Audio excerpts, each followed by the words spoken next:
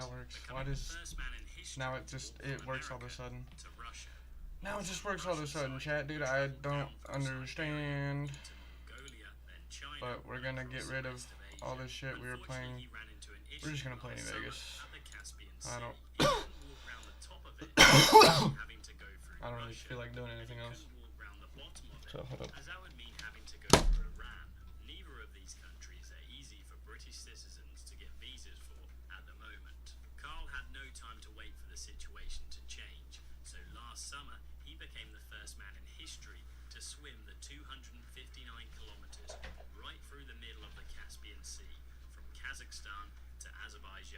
Circumnavigating the need for Russian or Iranian visas. From there, he walked up into Turkey, and earlier this month, on the 2nd of May 2025, he walked over the Bosporus Strait in Istanbul, marking his arrival on the European continent. He's now on the home straight across Europe, but the English Channel awaits him as a last barrier he'll have to overcome to make it back to his hometown of Hull.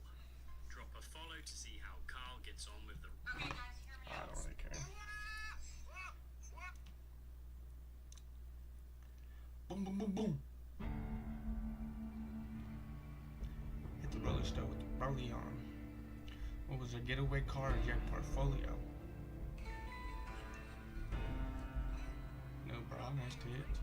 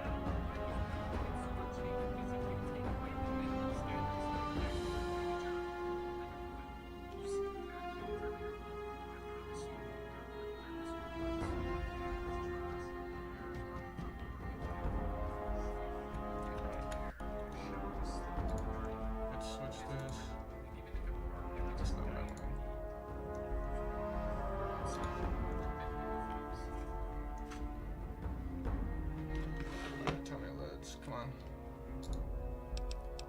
I know it can. There we go. Just struggling there for a second. Alright. What have I gotta change the fucking Steam thing to? Actually, you know what? Because I'm playing New Vegas.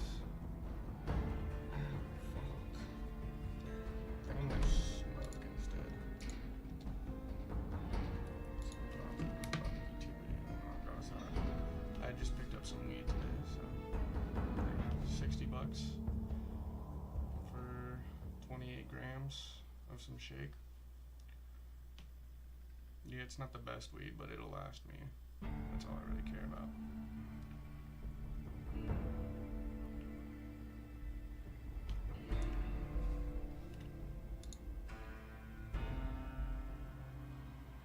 Smell that? Couldn't you just drink it like booze?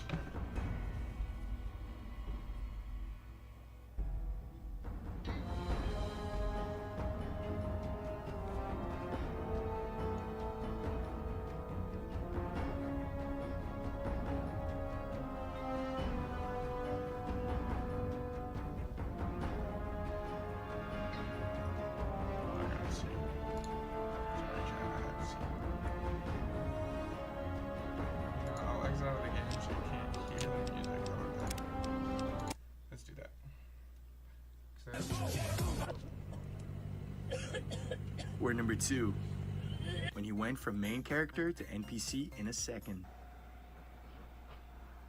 And in number 1, what the? When the cop didn't only want to talk about her speed, he also wanted to shoot his shot.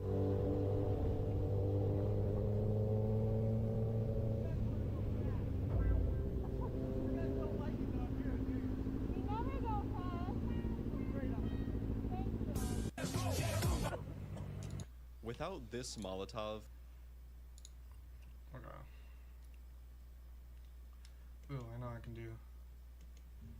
I know I can do some Over the past month, I've been stalking. Tommy G stuff for you. He makes some good content. Let's try to find a long one. Here we go.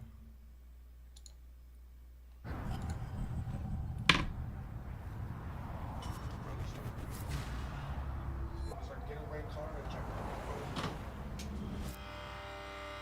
I do get firearms and send them across the border. Make money for myself from that. Other people make money from it. Today I'm going to discuss how guns are brought from the United States into Mexico. Would you say you have a dangerous job? Yeah, probably the most dangerous you can have. It's literally just storing it away and sending it about its way. My mom was in jail. I needed to put food on the plate. I ended up selling it to somebody who ended up taking it to California and making money off of it, so everybody ate at the end of the day. 2009-10 was like our wild, wild west days out here where we were in chases every day. And what are the odds someone has eyes on us right now? Oh, pretty good, dude, because these are all scout hills. At what age would you say you officially joined an organization? So I was about 10, 11 years old. We spoke with a cartel member last night that alleged that one of the ways it gets through is paying off Border Patrol, paying off police. Yeah, I would not disagree with that. What is the cost to buy a Border Patrol agent? $9,700. In a good month, how many guns can you get across the border? I want to say close to that. Yes, in fairness. The power Mexican cartels have accumulated is hard to fathom. With Jalisco New Generation Cartel and the Sinaloa Cartel leading the charge, these paramilitary crime syndicates have global reach. They are heavily armed, deeply connected, and absolutely ruthless. Specializing in drug trafficking, human smuggling, extortion, and more, these organizations pull in billions of dollars every year. And the United States plays a part in this because the ugly truth behind some of their power is American guns. Now, as Americans, we get mad about the fentanyl flooding across our border. But what about our guns that are flooding into Mexico? In this episode, we expose the pipeline. From cartel operators to U.S. gun smugglers running thousands of firearms across the border to the law enforcement agents fighting to stem the flow. These folks are the players in this deadly supply chain of power and violence. And would you believe that some of our own three-letter agencies might be involved? This is the story of how American guns end up in the hands of Mexican cartels.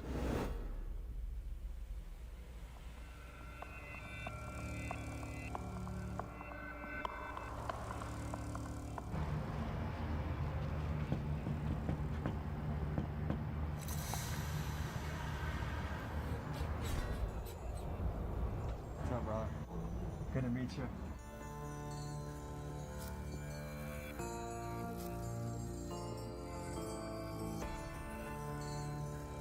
Is it true that different people in the game are on the run right now? Oh yeah, most of the people I know just either their people either got hit by, one of the three people that were going out there raiding people, or just had some shit happen, or some people didn't know how to do it, and they gotta go on the run. So Mexico is just the go-to right now. States are too hot. State troopers, Border Patrol up in Phoenix. So do you have a fear that if you did a bad business transaction that someone would come looking for you? I don't fear for my life at all in this situation, just because throughout this whole business, I've been clean business. I see myself as a way of just normal, civilian that's out here just trying to make money. So you're gonna have the gun itself, where the gun is, who's the one that's either gonna get it or who has it. I go buy that off that person at a price where I can make a profit for myself. Probably send someone into a store to go get something from me, and I have my people that I sell it to at a pretty good markup. They send it to one of their kind of workers, drivers, and just gets taken down to Mexico in like units. So you don't physically drive across the border? No.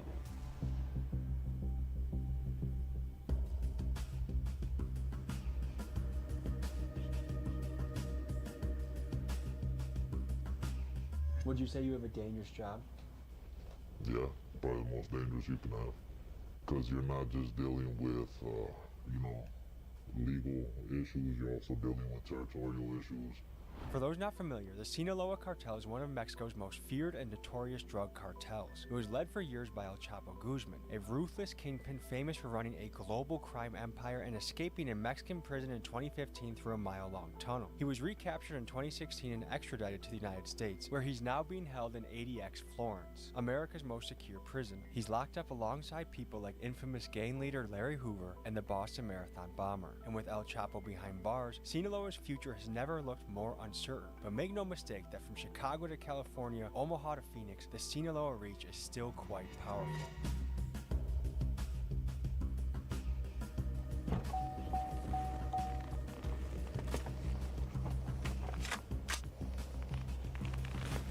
All right, folks, we have a sheriff pulling up from Pinal County. He's had a lot of experience in the field. We're going to be interviewing him as well. You have the wildest collection of patches that I think I've ever seen. If we interviewed a cartel member last night, what are the odds that he would be Sinaloa given the control they have in the area? If he's not Sinaloa, then he's risking his life. What's your process to do it? It's literally just storing it away and sending it about its way. And are you physically driving it in a car, or do you have other people do that? No, you know, there's a chain of command and there's people that do that. You can go into a gun store right now and buy, you know, your typical mini-me, something like that for $9 grand. But if it falls out the back of the truck, I can get it for $5. Do you work for one primary cartel, or do you freelance amongst many? Just one. Is there any difference in how difficult it is to do business from the Biden administration to the Trump administration? There might be a couple hiccups, but it's all business. It's all the same. Honestly, it's crazy. I can't imagine the border right now. People are scared to go across more than ever before. The risk and like the paranoia of it, you know? Because like some of this shit is like they'll load your car up with like 20 gloves. And like imagine trying to drive across the border, like thinking that, and then if the X-ray's gonna pick you up, shit like that. I guess nerve-wracking, you know? Once the border got tighter, you know, things are hard to do. Get into America, you know what I mean? Was it actually that easy with Biden as president? I felt like there was a lot more things coming in. Is it noticeably more difficult now that Trump is in office? Yeah. Under the Biden administration, it was a free flow of everything. The people have stopped coming across so much. I mean, we're way down. I think we were at about 7,000 to 12,000 a week, and we're at like 300 to 700 a week now. At what age would you say you officially joined an organization? So I was about 10, 11 years old. Years of paradise. There was a study done by the U.S. government from the Government Accountability Office that found that 70% of firearms found in Mexico traced their roots to America. Does that surprise you? That was probably lowballing it. You think it might even be closer to 80, 90? No, if anything, I feel like it would be a larger number. Closer to 80, 90% maybe? Yeah, probably closer to 90. How much power do the cartels have in places like this, in Arizona? On the American side, they are very smart businessmen, right? They don't, they're getting a little more overt about their stuff, but you just don't have a lot of in your face like you do in Mexico, right? We don't have rolling gun battles here. Sinaloa holds pretty good control of our state. They have not given it up, and they've been here a lot of years. Are there people in America that are officially part of a cartel, or is that only if you live in Mexico? It's going to stretch all over the world. We'll just put it that way. Now, according to Arizona law, these gun smugglers could face up to 10 years in prison if caught for the crime. But what's interesting to me is the same U.S. government that will hammer these guys for selling guns also like to sell a lot of guns overseas themselves. This has happened a lot of times in recent history, but let's just highlight a couple of recent examples. Take the Soviet-Afghani conflict in the 1980s. The CIA funneled tens of thousands of guns to the Afghan fighters, the Mujahideen, to win the battle against the dreaded Soviets, our enemy at the time. Fast forward a few years later, the same Mujahideen fighters that we armed with the guns that we gave him, some of these guys later turned into the Taliban, which was really good for the military-industrial complex because this fueled another 20 years of war and profit. And most recently for the United States politicians and arms manufacturers, we have sent billions to Ukraine and Israel, which some could say the U.S. taxpayer is indirectly responsible for the deaths of tens of thousands of people, including women and children. So while a low-level smuggler might spend a decade behind bars for moving a few rifles across the border, the corporations and politicians who benefit from this arms dealing will walk free. Because when the violence is industrialized, it's no longer a crime. It's just good business. Is there any misrepresentation of the American media about the cartels? Like, basically that they're horrifying terrorist organizations. Yeah. It's not how they picture it though. It's so media, it's so brainwashed, and they say, oh, the cartel, it so runs this whole area, and if you go there, they're gonna kill you, or this and that. Yeah, the cartel might run a specific area, but as long as you get there and you're not causing no trouble, or you're not there to steal from nobody, or just sell anything, you know what I mean? If you're just there on good terms and like checking in, everything be good. Do you think that's a fair picture American media makes of it? No, that's easy to label something that you can tax. We gotta take care of our own people, you know? The government ain't helping. We see cartels sending, you know, suicide bombers or people in the United States to go do mass shootings and get their agenda across or anything. You know, most of the things that cartels do, unless it's someone in America that was working with them and fucked them over somehow, that's when they'll go after you as a person in America. What do you think about Trump potentially labeling cartels as terrorist organizations? That he should start here with the people on this side. What do you think would happen if Trump tried invading Mexico or drone striking cartel operations? It's not gonna be good.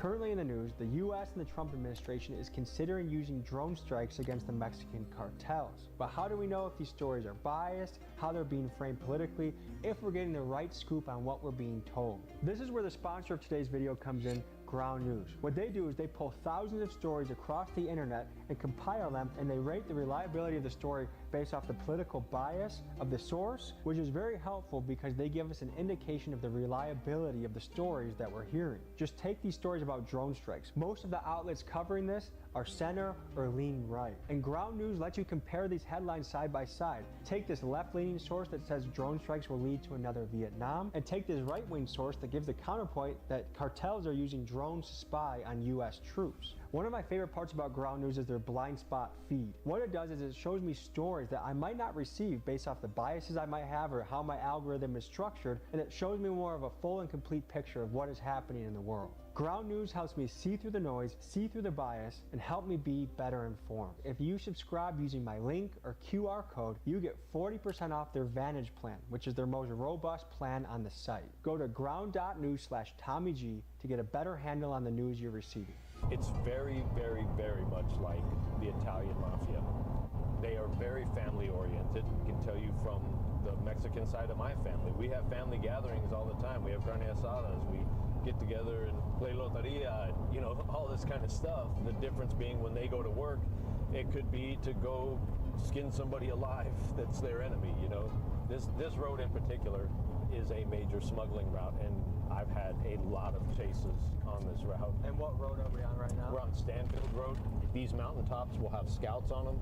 So all of these valleys out here can have routes where they are pushing people and product up, and they use those routes. The scouts guide the loads. When they get up here to kind of the civilization, that's when they'll hit these regular routes, blacktop routes, on the freeway, shoot up into Phoenix, because Phoenix becomes the hub.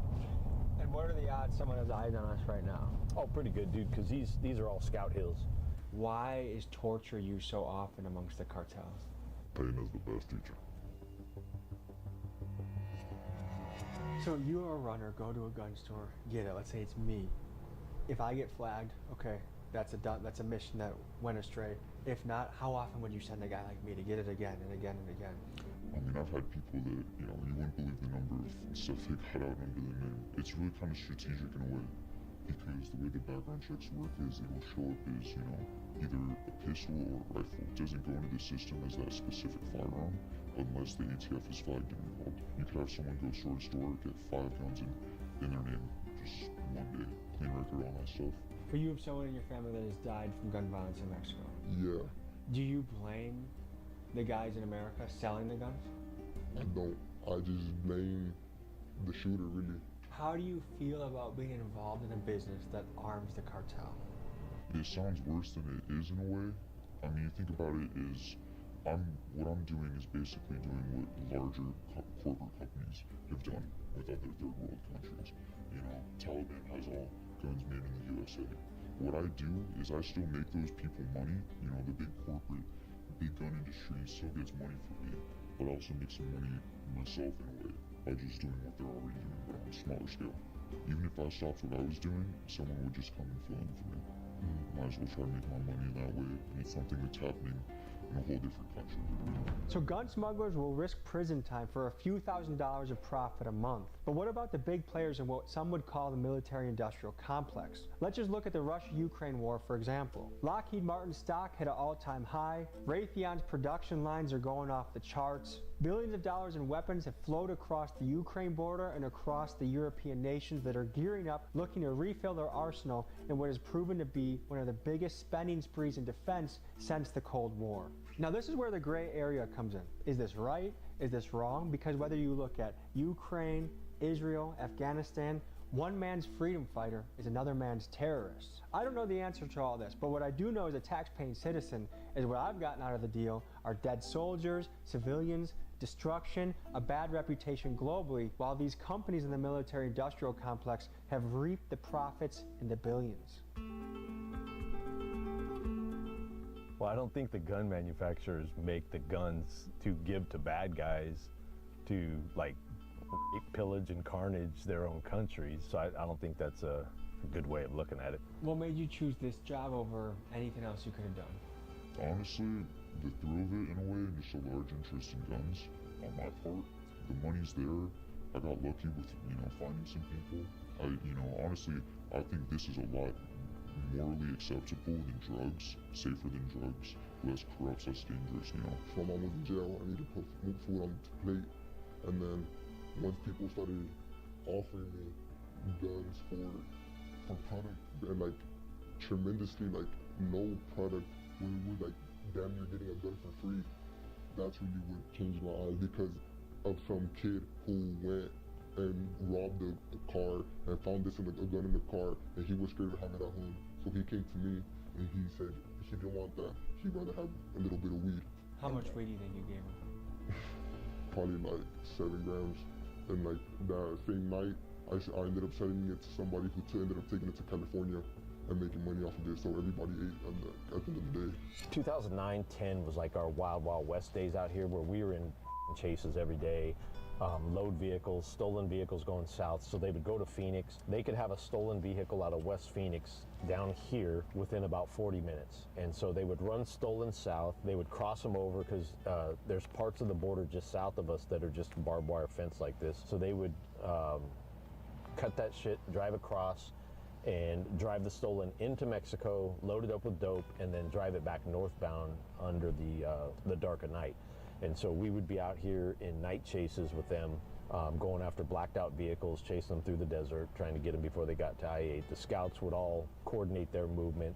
So we would have counter scout operations where us and Border Patrol would work together to try and take the scouts off the hills when we knew loads were coming, so that they were flying blind essentially. And then under the last presidential administration, it was so wide open that they didn't need any of that stuff. Nobody was stopping them. So, and there were so many of them that there was just a flood of people coming through, a flood of dope coming through. Border Patrol was tasked out in all these other areas. It was like Thermopylae for us, man. I mean, we were up against, tens of thousands of people, and it's really not even our job, right? The immigration piece is not the sheriff's job, but we were stuck with a lot of this stuff. Our military was essentially teaching other countries how to defend their country, right? And guys, we got to cover some more cartel history, because American guns are not the only thing that the United States has contributed towards the rise and dominance of Mexican cartels. Let's take you back to the mid-90s to Fort Benning, Georgia at the School of Americas, where for decades and still today, this was a place where Latin American military forces were brought to practice skills in things like urban warfare, interrogation tactics, and psychological warfare. The School of Americas has since been renamed due to many former students committing various coups and human rights violations across Central and South America. Classes here are taught in Spanish and oftentimes led by U.S. Green Berets. One of the groups that was trained here was GAFE, one of Mexico's elite special forces groups whose job it was to raid high-value targets and combat narcotics operations. In the 90s, about 30 of the GAFE guys eventually defected from the Mexican military to work for the Gulf Cartel, which they later left to create their own and one of the most feared cartels of all time, Los Zetas. Now, the majority of scholars agree that this was not some CIA psyop on purpose, but rather an unintended consequence on the part of the United States. However, there are known cases of former special forces guys being put on cartel payroll to teach their soldiers and sicarios advanced tactics. Just food for thought as we look at the history of how some of these cartels came to be. What's been your biggest month in revenue so far? I think the best run I had is I made 70K in 4 months. How did that feel?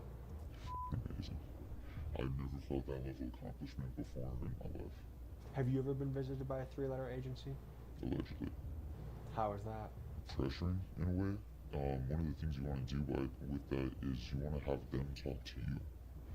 You know, doing that, I was able to find out, in a way, what they knew about me. You know, where also I reflected where I went wrong, other factors, and how much they knew, you know? So you kind of stayed silent and let them talk? Yeah. This is the Obama solution here. So someone could be camping out here and someone's hustling a load. Yeah, and we've had that happen where there's been people out here either hunting or just camping for a weekend, and they'll have a stolen vehicle in the middle of a chase, run right through their campsite and blasting up here to the interstate to get away from the cops. And so this whole area is kind of, again, just like the other area, all the high points, you're going to have scouts. There's usually scouts on this hill, and there's scouts a little bit deeper in, and so they're watching over the valleys. The cartel member we spoke with last night said that if drone strikes were taken against the cartel, we really escalated against them, there would be a ripple effect where they're going to escalate the violence here and try and, I mean, do you see that as a potential chess move that really results badly for the American citizens? No. If they just look historically at the U.S., they would understand that that's a really stupid statement to make. I think it was Japan that woke up the dragon, right? I don't think they understand what they're saying. Like, that's fine to say, and there's a lot of machismo in that. Like, hey, if you mess with me, you come after my family, I'll come after your family. That's all fun and good, but when you go to war on the U.S., that's a whole different level of fucking with us that we're not gonna put up with. And I don't think they understand the hate that would come their way if something like that were to happen. Do you ever have sympathy for some of these guys that, like, hey, while I don't agree with what you're doing, I get why you're in your own situation? Yeah, man. I mean, again, having a wife that's Mexican, there's some of her family that are involved in some of this stuff. I don't hate them. It's family, and they're doing what they think they need to do to get by. And again, it's all circumstantial, man. What you're facing in your life and how you're dealing with it, I definitely have sympathy for that. I don't think it's right for them to do what they're doing to get their money or to get ahead or whatever, but I can't fault them for trying to get ahead and do well for their family. People, I think, in American media, like, it's almost like these guys are monsters. Like, are these guys just normal people in a way? Yeah, they're normal guys and gals in the sense that, just like us standing here, we can sit and have a conversation. Now, in the right circumstances, would one of them kill me if they could? Yeah, absolutely. And it doesn't get real personal. They're just trying to do their thing, and so it is what it is. So you would have survived on your own from an early age? Yeah, well, I have my sisters, really. It was really my sisters helping to hold it down. Once I seen, like, the pressure put on them, it takes a toll on me, you know what I'm saying? Like, I'm the youngest of 9. When my mom was locked up and my father passed away, you know what I'm saying? It was really just me and my siblings. And I have my older brothers don't have papers, they're in Mexico, you get me?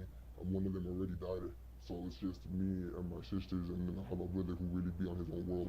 So I really had to, like, either step in or step out. Once you get into this, like, the money's here, this is really what makes you, a little bit as that extra, especially now in this society where the bills take up everything, all the money you make, every job you have, every dollar you make is gonna go to a bill. You get me? At least now right here, I'm able to feed my family, pay my bills, and still, go have some fun. Are a lot of these guys balling off of this? If we were to catch a group right now, they look like hammered dog shit, man. They just beat up because they've been hiking for 4 or 5 days through the mountains. A lot of times they're drinking a concoction of, like, meth and fentanyl and cocaine, and so they're all wired up, not feeling shit.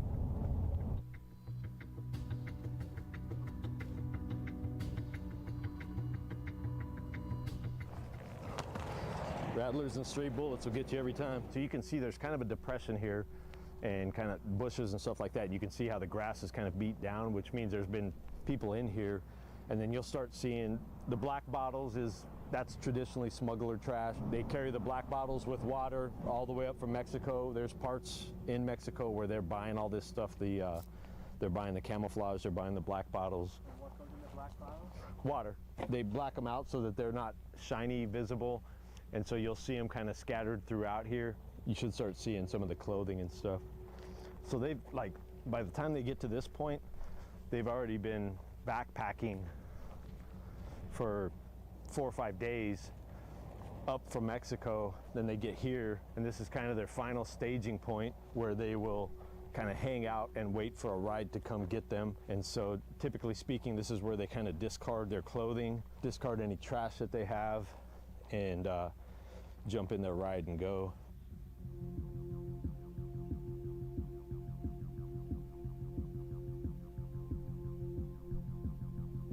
So they'll get in this little cut here, and you can kind of see from the grass pressed down, they'll just get in here, rest, and wait for their ride to come get them.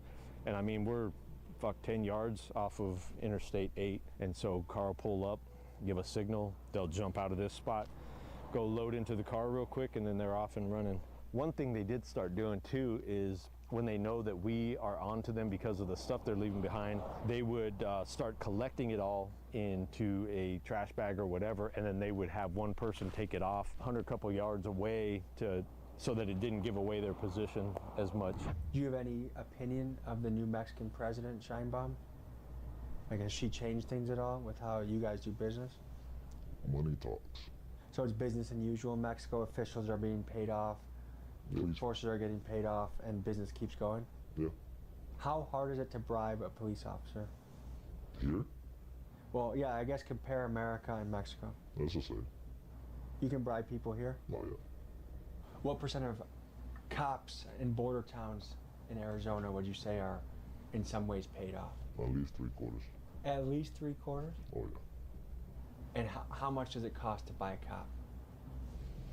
It just depends. If it's a one-time thing, you know, you throw them a couple grand. And if it's an ongoing thing, you put them on the salary, you give them, you know, 3 or 4 grand a month. There's really that many American cops on payroll like that? Mm-hmm. We spoke with a cartel member last night that alleged that one of the ways it gets through is paying off Border Patrol, paying off police. Yeah, I would not disagree with that. I know from the years that I've worked that we've had compromised Border Patrol agents, we've had compromised officers. So same thing, they make a lucrative offer to somebody who is not making very much money, and people compromise their integrity for that. And have you ever had to fire somebody because you caught them doing that? Yep, we worked a case when I was working undercover. We had one of our guys that was involved, and we had to work a case on him and ultimately arrested him with the help of the FBI. Now, I'm going to throw out the number he said, which I think is kind of crazy, but I want your take on it. All right. He said, about 60-70% of the Border Patrol and cops. No, he's full of shit. Not on the U.S. side. The Mexico cops are more easily compromised, and on that side, it is the threat of violence, because way back when we talked to a compromised Mexico police officer, and he told us it was as simple as this. I was trying to be a good local cop. I was just watching traffic, and I was stopping speeders, and I got blocked in by 2 vehicles, and a guy gets in the passenger side, and he said, "Hey, you know who I am?" And he said, I knew who he was. He was a local cartel boss. And he said, "Hey, we want you to work for us. All you have to do is not be on this road from these times to these times," right? And the guy said, "No, I'm not. I'm an upstanding citizen. I'm not part of your crew, none of that crap." They said, "Okay, here's a picture of your wife and family, and we have eyes on them right now. And you basically have 60 seconds to make your choice, whether you're with us or against us. And if you're against us, then your family's going to pay the price," right? And so all I had to do was not watch this road and keep my family alive. And so it wasn't much money at all, dude. You're talking a couple grand, and for that particular time, right? We think that he had done it more than that, but you're talking a couple grand is what he had compromised himself for. I couldn't believe and didn't quite buy the numbers that many U.S. Border Patrol agents or U.S. cops were bought and paid for by the Mexican cartels. So I called another Sinaloa contact of mine to see if he could add some insight on those numbers. Here's what he said. Would you agree with the stat, 60 to 70% of them? I would say like 80%. That they either want drugs or money. Some of them don't even have a choice. If you say no to the amount of money, like food, you don't have a choice. You feel me? We control you. I have a couple of them that go pick up my people and pass them over. You feel me? All you have to do is follow instructions. What is the cost to buy a Border Patrol agent? A week, $9,500. But remember, some of them would get a kilo, you know? Some of them want some kilos, some of them want some yellow, you feel me? So some of them want money, so some of them drugs. Even after talking to this guy, I still doubt those numbers. I feel like these guys only come in contact with Border Patrol agents that are corrupted, so in their view, all of them are, but I just can't believe that the majority of Border Patrol agents are bought. I just don't think it's true. Let me know what you guys think in the comments. What you make in a day here is what you make in a month over there. My brothers live off $150 a month, USD. Let that sink in. I can make that in in one sale, one gun transaction. You get me? I can make way more than that in one gun transaction and send that over right there. In a good month, how many guns can you get across the border? I want to say close to 1,000. 1,000 guns? Close to 1,000. The cartel guy we spoke to last night claimed that in a typical month, he might be able to get 1,000 guns across the border. Do you think that's credible? Yeah, that's absolutely credible. Is it even possible that he's downplaying it? Probably, yeah, because he's not wanting to get his bosses in trouble. So you have a few runners daily going? Yeah. Is it with Border Patrol too? You can buy off Border Patrol? Oh, definitely. So like, do you have to, because obviously you don't just stroll up there and ask, like, do you have to meet him at a bar? Do you have to, like, how do you initiate this? They're sent to train. What does that mean? They're sent to the academy. Tell me about the clashes going on right now. Are things fairly stable, or is there a lot of battles happening? No, right? I mean, there's always going to be, you know, a tug of war between powers. It goes through its dormant times. Right now it's active. The danger he's speaking of refers to the war currently happening within the Sinaloa cartel. Since El Chapo's imprisonment in 2017, the group has splintered, with two main factions now holding power. One is led by El Mayo, a co-founder of Sinaloa and some say El Chapo's equal. The other is Los Chapitos, led by El Chapo's sons, known for being younger, flashier, and more aggressive. Their turf war has triggered waves of violence, including this recent story detailing the deaths of dozens of teens in Mexico. And from what I've heard from sources close to the action, this fighting is not expected to end anytime soon. What attracted you to this lifestyle? Honestly, the adrenaline. Is it terrifying working for a cartel? Stressful, not terrifying. So as long as you follow the rules and kind of do honest business, you're kind of in good standing, there's nothing to worry about? Yeah, you know, you do business as a man. The one thing I wanted to fact check on to see if you had a perspective on is Trump's claim that the majority of people coming over are murderers and rapists. In my boots on the ground journalism, I found out most of the people are just looking for a factory job, fast food job. They're not a murderer. Do you feel like that rhetoric was accurate or a little overblown? I would say that depends on the area, dude. Because like this area right now, we see military-aged males all camoed out, moving up, and those males are all at that ripe gangster age. And a lot of them, when we jump the groups, they are gang members. So if you're talking this area, absolutely, he's absolutely right. This is Thugville out here, man. It's all gangsters, cartel members, guys that are trying to fly under the radar. You'll have a few good people mixed in with that are really just looking for a better life. The other problem that we saw here in Arizona was a lot of these military-age males, when they got to the border and got across into the U.S., they immediately discarded their passports, any IDs, anything like that. They got rid of them, burned them, whatever they could do with them. Why the hell are you going to get rid of your ID if you're not up to something nefarious? So it did seem sinister. Yes, absolutely. Once you're in this, is it possible to leave, or are you pretty much in it for, you know, for life? You can step away. Easiest way to put it is reserves at that point. As long as all your corners are covered, you turn into reserve. Alright, So yeah, if I'm you fucking need, back. But I'm like kind of high. I smoked 2 bowls and shit, and so let's watch this recap, and then we'll get into it. It is day 3 of stage 3 of the Austin Major, meaning that every game from this moment on is extremely cutthroat. You're either playing to grab one of those pivotal spots left in the top 8, or you're doing everything you can to just stay alive for one more day. We had 6 best of 3s to go over, which means there's quite a lot of analysis to get done. So let's not waste any more time. If you guys enjoy this kind of content, you can do so by leaving a like, leaving a comment down below, and subscribing to the channel if you haven't already. Help me hit 10K subs by the end. It was sponsored by Boom, new draft code to. Okay, out the gates, here are my predictions going into today. I had Legacy beating Linvision 2-1, Pain beating 3D Max 2-1, FaZe beating Mongols 2-0 because I like to live on the edge, Mouse beating Aurora 2-1, Vitality beating Virtus Pro 2-0, and Navi beating G2 2-1. I'm actually recording all of this stuff after the games have concluded, so I can let you guys know ahead of time that I went 6 for 6 on predictions today, so feeling pretty good about that. Let's take it one step at a time and talk about Legacy versus Lin Vision. Now, despite this game going all 3 maps, there was not a single competitive map played between these two teams, as we open up with Lin Vision blitzing Legacy 13-2 on Dust 2, Yessir having an absolute life game, just smurfing on him, Legacy not able to get comfortable whatsoever, not able to get anything going on their CT side, left them too far buried as we head into the second half. And that was definitely very concerning. At this point, with how well Lin Vision have played previously in this tournament, with how much Legacy rely on their momentum, I was pretty convinced that things might be over, as Lin Vision are also no slouches on Inferno. But as we head into that map, Legacy would fire back with their own insane first half run, going 11-1 on their CT side and blitzing Lin Vision to a 13-3 scoreline in their own right.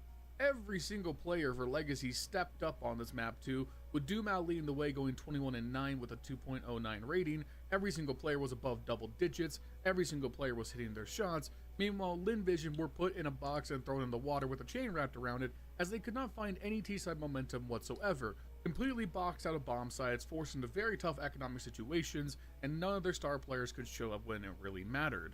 Which left us with a climactic game on Nuke, a map that has been very good for Lin Vision, especially at this major, but Legacy once again walk out and hand boot to ass, giving another CT side masterclass, going 11-1 on Nuke in the first half and winning the game eventually 13-5.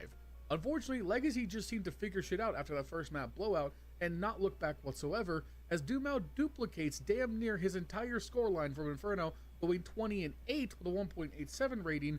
Neeson and Sazin once again playing fantastic. On the other side, everyone except for Amelia essentially cratered out big time. Yessir was absolutely smurfing on Dust 2. He had 20 kills back then. He gets only 9 on Inferno, and even worse on Nuke, he ends with 7 and 15 deaths to go alongside it. Pretty much the firepower got absolutely gapped for Lin Vision, and normally their prep, which is what has been making them so unique to deal with at this major, seemed to fall short. They couldn't find any answers on their T-sides in both of these last 2 games in a way that just feels a bit puzzling. It felt like at the end they couldn't find a way to get advantages, and if they did, they were unable to close out rounds. It's definitely a disappointing end for Lin Vision no matter how you cut it. It really is unfortunate that we essentially have like the 2 fan favorites of the major having to meet in a must-win game like this, as I think most people would agree that we've been sort of captured by the narratives that both these teams have generated through their play here.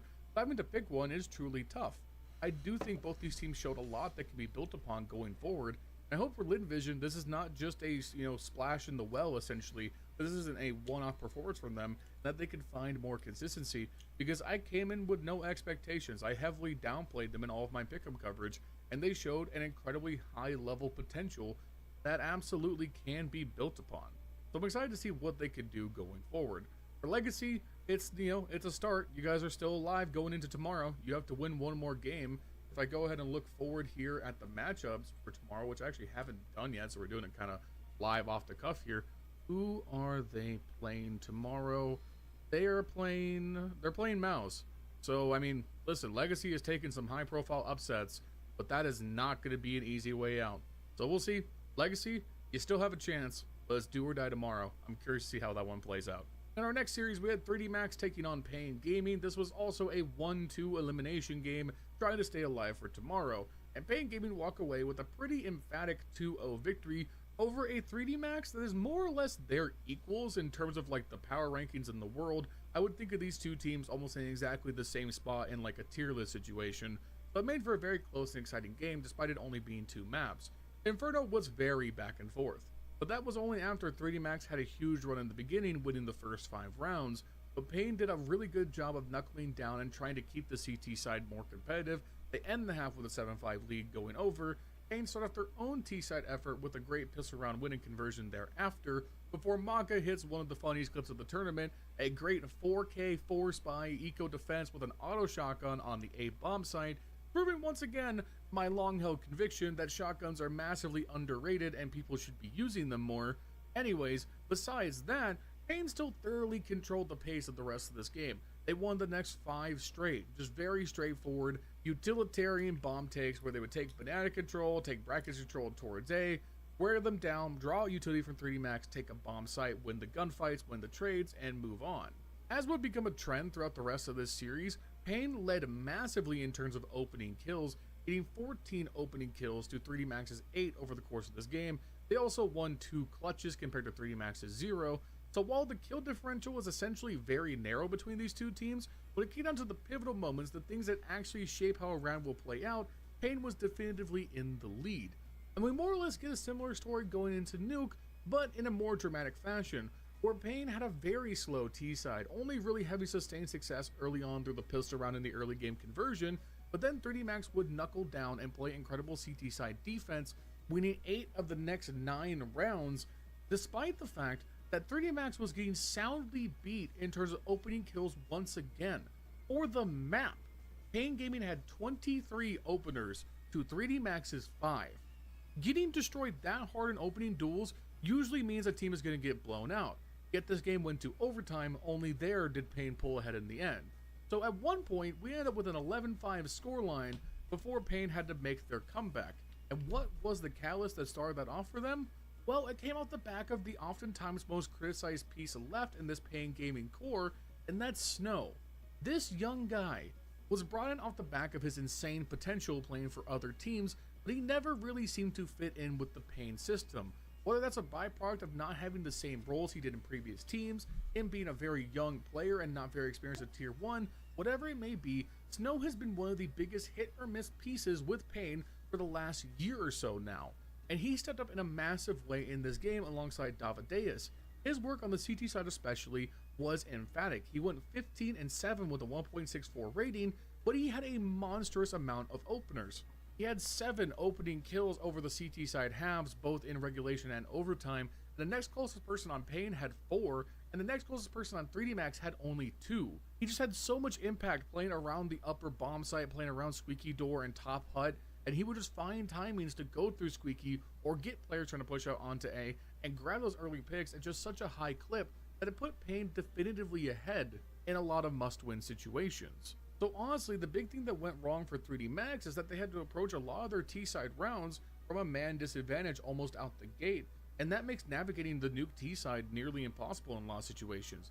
Many rounds petered out into saves because 3D Max did not have a better option than just to hold weapons for the following round. In the rounds they did try to commit to, they were pushing into bomb sites late, already behind a man or in low man 3v3 situations, and they were unable to close them out. It's definitely tough because I think both of these teams are more than good enough to make top 8 in this field, but when it comes to the individual matchup, they are very much equals, and in this game specifically, Pain played better and from ahead in the majority of these rounds, and that made the difference in the end. Okay, so this video is taking me way longer than produced than the other recaps because of things outside my control, but we're going to try and keep things moving fast here. FaZe took out the Mongols very quickly in a surprising 2-0 series. Going back to my predictions, I really put FaZe 2-0 just kind of out of blind faith. I had no real basis for that. The Mongols probably should be beating FaZe or making things close, but you know what made the difference? You know what really pushed FaZe ahead? The fucking GOAT difference. This was easily Simple's best series in all of his return to CS2. Whatever team he's been on, Falcons, FaZe, whatever, this is the best series. It's against the toughest competition he's had to deal with thus far, and he was definitively the best player in the server. Over both maps, he goes 37-18 with a 1.47 rating. Damn. On Ancient, he goes 18-11. On Anubis, he goes for 19-7. Brain does slightly outshine him, going 22-10 on that map, but in terms of raw impact, winning rounds, it was Simple hands down. Ancient was a 13-11 win for FaZe that was a tale of 2 T-sided blowouts, as the Mongols would roar out to an early 8-4 lead, winning the first 7 of 8 rounds and keeping a firm lid on FaZe's CT side. During that time, FaZe would have no players looking at all good in terms of output. Meanwhile, the Mongols seemed to just take map control at will, with Mazinho at the front of the pack, dropping a 13 kill half with a 1.75 rating. However, once we swapped to the T side for FaZe, that's when Simple and Frozen especially really roared back to life. Simple would have a 14 kill, 4 death half, and a 2.06 rating, and have a ton of impact, including specifically with the AK in his hands, which is a good sign. Obviously, Simple has not been far off in terms of his peak performances with the op, but the rifles are definitely something that he could have degraded on during his absence. We had this very memorable clutch. It was in a 1v2 on the B bomb site. He takes out the player creeping up short, and then he gets spammed through the spam wall on cave. And in a clip that I have to agree with Austin here, I've never seen a T fire back at this specific wall bang in the very back of the bomb site and kill a CT there. But no, Simple sees the bullets come through, he snaps right onto the wall and gets him on a clean spray through. A very memorable clutch, which he has a few of in this series. Combine that with the continued good play from Frozen, and FaZe managed to manufacture a very solid comeback, including winning 6 straight to close out the map. Once we move over to Anubis though, that's where FaZe really took off. As we've talked about many times, Anubis is T-sided. Anytime you can get like 4-5 rounds on the CT side, that's a win. FaZe got 10 on Mongols T side, and Mongols are no slouch at this map. The only rounds the Mongols managed to win were off the back of heroics. Senzu had an ace, including this really great 1v3 clutch that came down to a missed shot from Simple, but he hit the spray down while the bomb was being defused. Other than that, they couldn't get into the bomb site if it saved their fucking lives. Meanwhile, Simple kept hitting crazy flick after crazy flick, taking double kill after double kill after double kill. Many times the Mongols tried to press him on his bomb site, and he would get 1, 2, fall back, get a third. He held his ground. He was awesome, and that gave so much room for Rain, Frozen, Elise to work around the margins with the rifles and finish the round off. This was Simple looking like peak Simple, and I don't think I'm exaggerating there. He was hitting Simple level shots, which was exciting to see. FaZe make top 8 at the major. If Simple can maintain this form, all I know is that going into seeing this FaZe in an arena is going to be one of the most anticipated matches of the entire year, so let's see how it plays out. Now, I like to be transparent when possible. The next 2 series, Aurora vs Mongols and Vitality vs Virtus.pro, I did not catch much of live, because while Aurora was playing Mouse, I was watching FaZe dominate the Mongols, and while Vitality was running over Virtus.pro, I was watching Na'Vi slip up and fall and almost get eliminated by G2.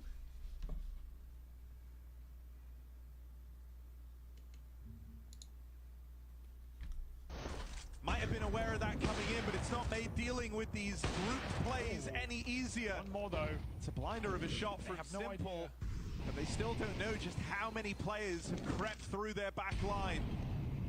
FaZe are going to try battle forward. Simple hit a real nice shot to open this up, but he's going to need 4 more of them. Nadeful is just shy of punishing this player up in heaven for now. Exit gets to stay alive. Breno not so lucky, and Exit tries to swing and lend a helping hand. Simple's dropped that bomb across, and that frees him up to go back and hold on a main. Simple's not missing right now. That's the 3rd kill in this round from FaZe's AWP. Are they ready for safe? 1 kill in the game so far. You've been waiting for a Simple highlight. You've been waiting to feel his impact in the server. When this smoke fades, another chance could arrive for Simple. He's been spotted though. Safe has this info. Safe knows that he's pinned in at the fountain. Frozen gonna swing out first. He's got Simple's back. I want Pandora's box gloves. I wouldn't mind having hedge maze gloves. Spearmint. Fuck.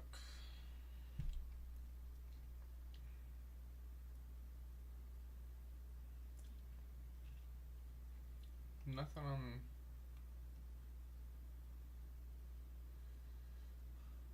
Don't get. You're right. Sorry. I'm too high to fucking. Fuck it. But I'm not gonna be able to see the screen. Well, stream's probably not gonna be able to see the screen. But dude, I've been watching the major like every day since it's been on. Shit, well, besides the first 2 days, cause fuck that. But day 3, I've watched damn near every game. I watched fucking Team Liquid choke 3 map points on map 3 of an elimination stage.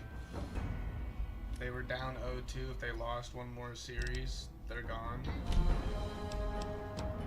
Got to map 3, they were down like 8 rounds, but came back, brought it to match point, choked it, brought it to match point in overtime 1, choked it, brought it to overtime 1, choked it, brought it to match point, overtime 2, choked it, and then lost in overtime 3. And I was swimming in the pool with my girl that day while watching it, and dude, I was so fucking, I was locked in. I felt bad, but I was also so pissed off afterwards, because it's like, not that I'd be able to do that, but I could see what they were doing wrong, and for some reason they couldn't. I was just pissed off. But now I'm rooting for FaZe because Simple's playing for him.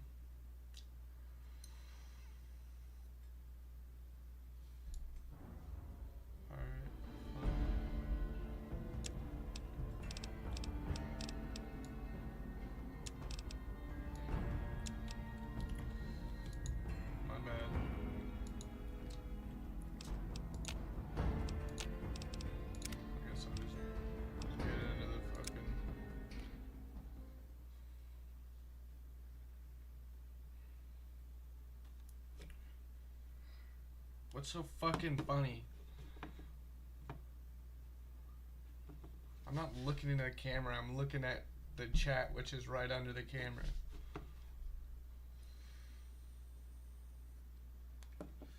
You fucking bitch.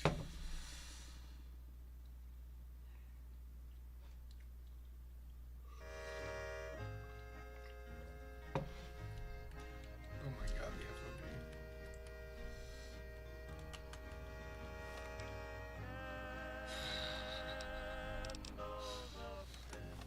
You're gonna hate me for this. I'm sorry, gang. I can't play with it. Unlucky. Yeah, what's wrong with me staring into your soul talking about the major?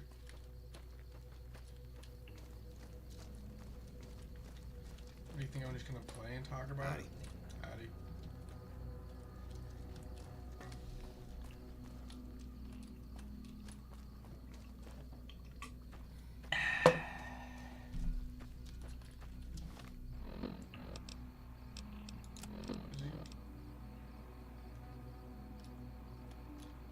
And what, if anything, can I just talk to the NCR and know what they're planning?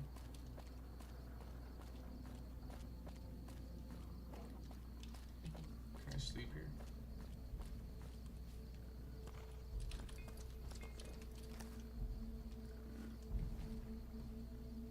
Hey.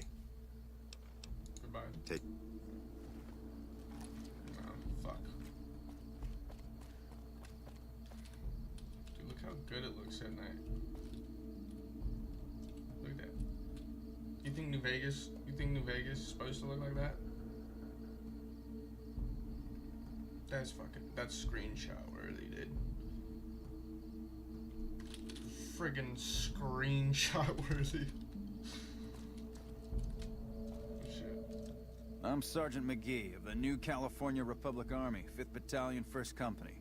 If you want to talk about something, speak to Lieutenant Hayes. I'm from the hub originally, but it's been a long time since I saw it. I'm on my 2nd tour here. Most non-commissioned officers are. Probably shouldn't ask him that.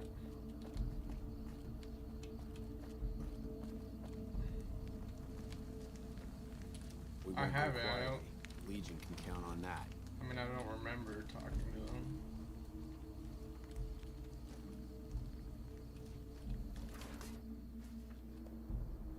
Tyrone? Hey, what can Tyrone do for you? Who the fuck is Tyrone? Just making some deliveries to the troops here in Prim. I'm stationed in California, but I come across the border a couple times a month. It's better than farming or herding Brahmin. As long as they don't send me to the front lines, I'm a happy man. Alright, fucking loser. Can you, like, leave or something?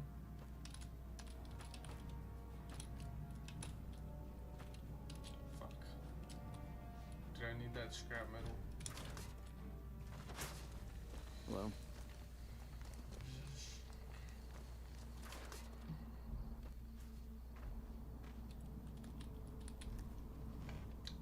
I'm Lieutenant Hayes. Hold up. I forgot I'm streaming. I don't want these shit. Or the chat. No chat. Alright, there we go. I'll leave my face cam on for you, Genga.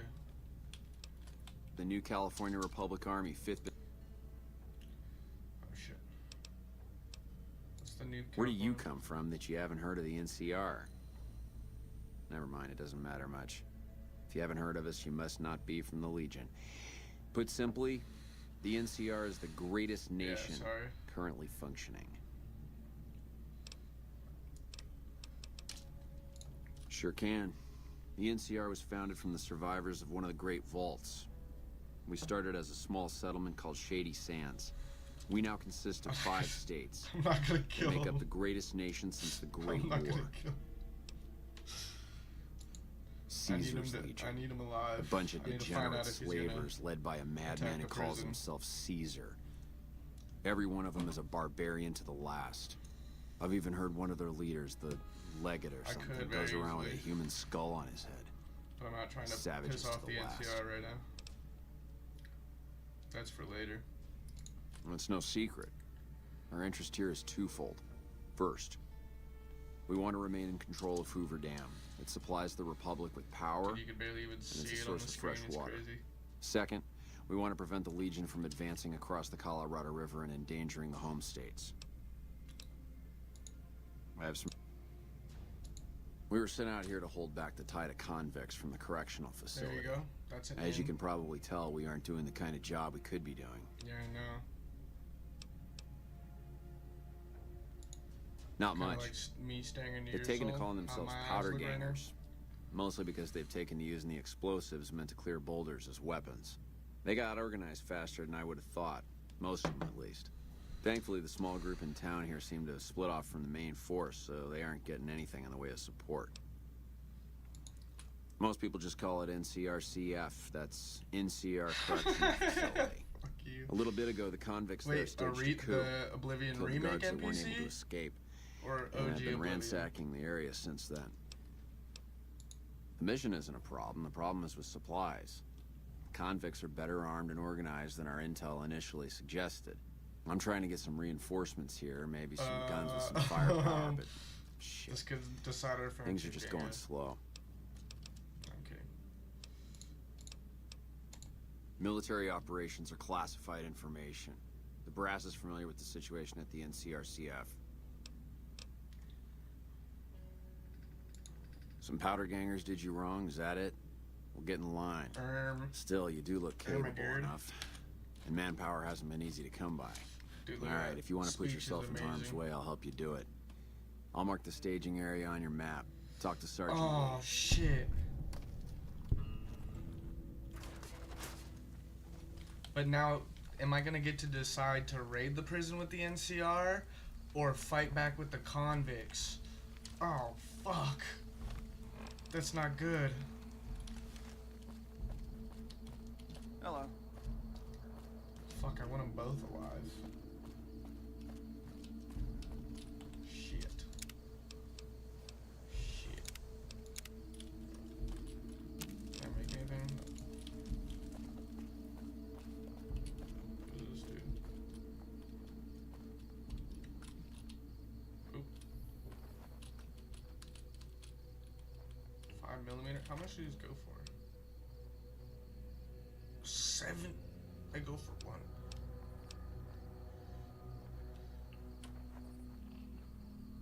Not the boot. I meant the powder gangers. You know what I mean. You shut up. I'm high right now. Okay. Fuck off. Leave me alone. Can I get one more off him? No. All right. Fuck it. All right. Here's my favorite part.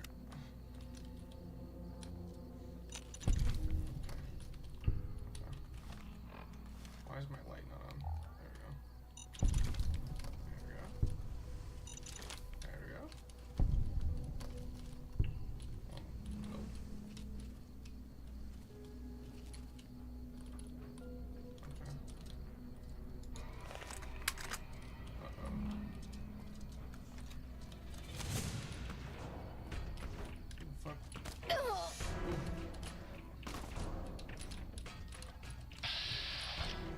barely see him. Oh my god, it's lagging. It's lagging so bad. Jesus fuck. I need a better weapon.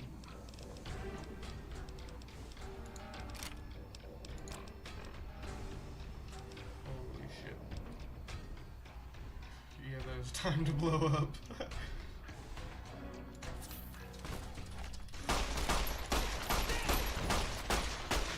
Oh shit!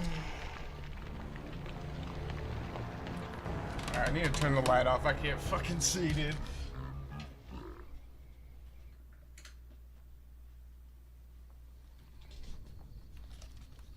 Fuck me, that was insane. Alright, there you go. You can barely see my face. Here, I'll turn the light on for you. There you go. Alright, let's put this from the start. Actually, no. Okay. You fucking...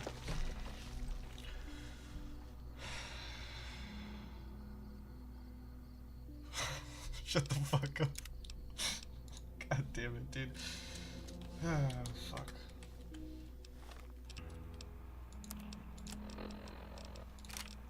I could use this shotgun. Should I keep the shotgun out and let him run to me? I think I'm gonna do that. Alright. Why am I... Okay. There we go. Speed run this shit. That's gotta that's gotta be a world record. That's gotta be a world record right there. Has to be. Fuck. Okay.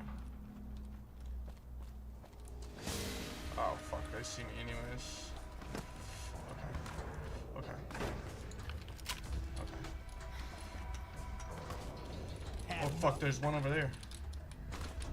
Oh shit, I missed.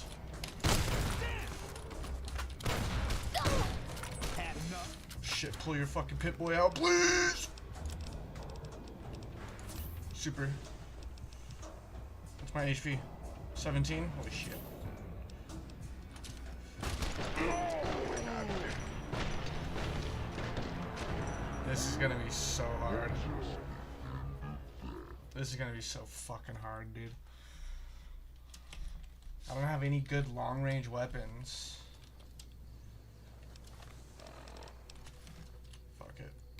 I'm just gonna snipe him. It's gonna take forever. Skyrim stuff, though. Yeah, but I can't find a bed close to here. That's the problem. I can if I take my time, though. I'm pretty sure there's a trigger right here, so as long as I don't cross it. What the fuck? There we go. Come on.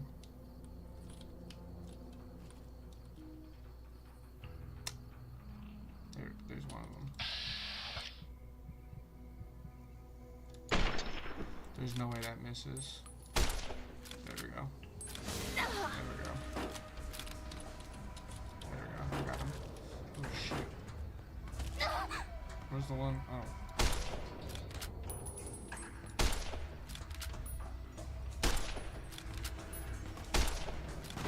Holy fuck.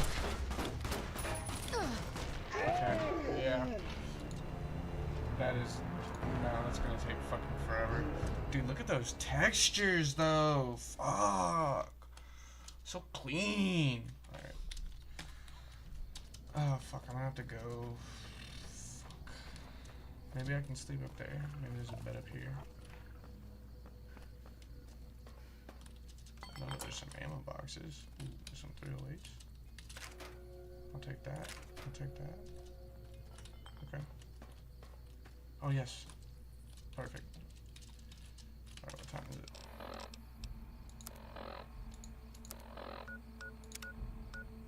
I'm good on food and water. I do need sleep. What time is it? It's 2 p.m. Okay. Sleep till like 8 hours. It's a good amount of sleep. And there's also a guy on the roller coaster. I don't know what to do then. I don't have a 308 rifle. I might have to buy a 308 rifle from like Chet or something. Cause my varmint rifle's not gonna do shit. Alright. Here we go again. I think we'll just run in with a 9mm then. There we go.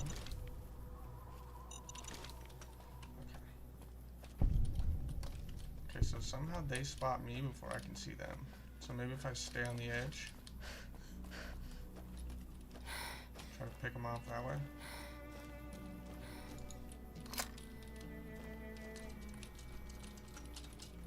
Who's there?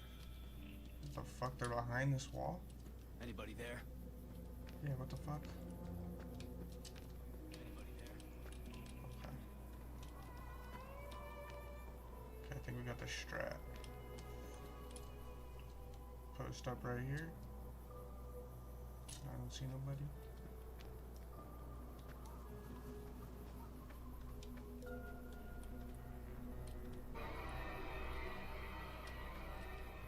Still don't see nobody.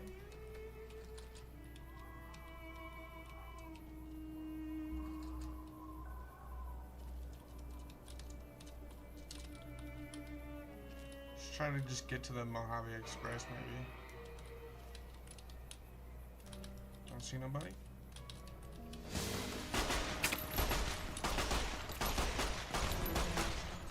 Shit. Fuck.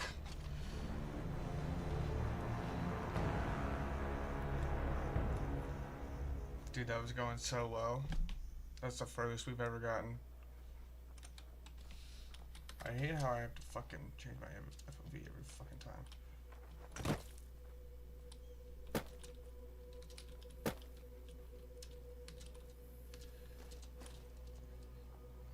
I think they're gonna, I think there's people on the left. I think they're gonna see me. Yeah, there's a dude right there. If I go left, they're gonna see me immediately.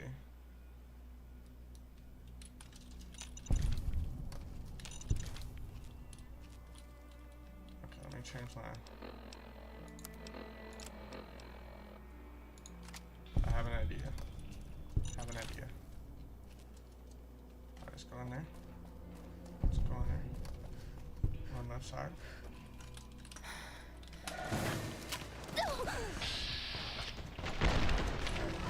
He didn't die. You like that? He still, what? How the fuck? I shot him twice! And there's fucking 3 people there. Dude, it's gonna be so fucking hard. That's the only shotgun I have. Hold up. Yeah, we're gonna need something for this. Hold up. I have something for this. I have something for this. I have something for this.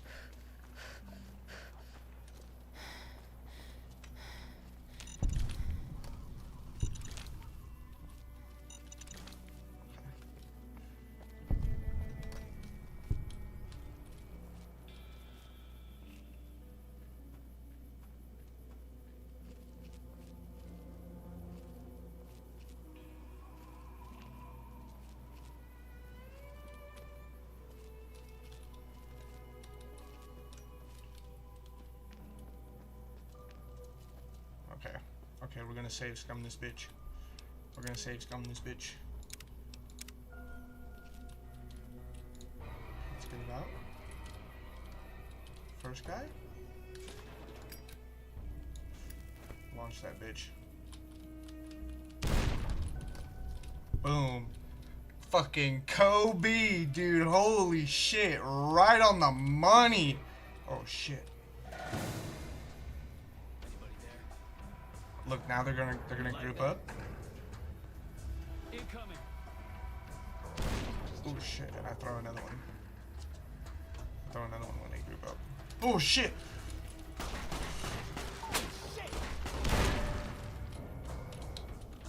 Alright, take a stim pack. Take a little stimmy wimmy. I'm thinking about it. This might be a good option right here. Do you think? Well, no, cause won't they find me as soon as I? No. Okay. Let's take a couple stimmies. Come on.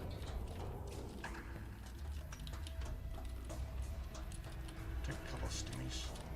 Maybe I'm just jumpy. Hey. Boom.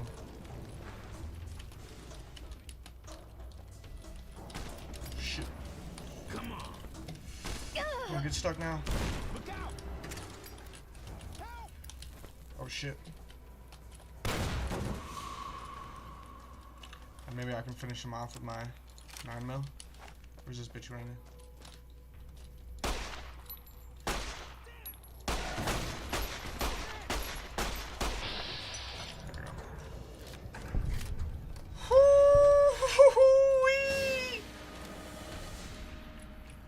What'd you say? Oh wait, we ain't done yet. We ain't done yet. We ain't done yet. Come on. Shit. Oh fuck. Oh my god, I barely made it out. Oh my god, give me that super stim pack and a stimmy. Oh my, he's not dead?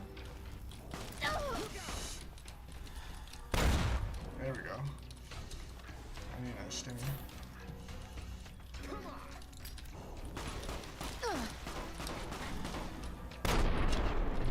There we go.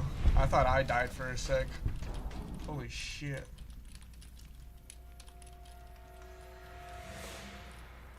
Oh my god, I need to save, I need to save, I need to save.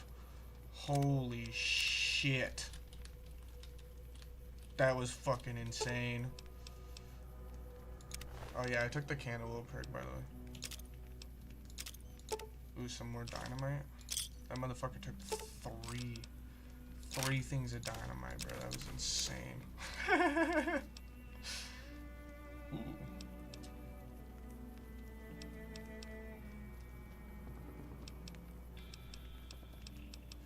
I'll take it. I think they're all wearing the same thing. I can repair it. Fuck me, that was insane. I can't repair that one or that one for some reason. I need another stim pack. Because you're right, there's the guy on the... No, but I'll lose karma. I'll lose a lot of karma if I eat him. I just wanted it for the dialogue.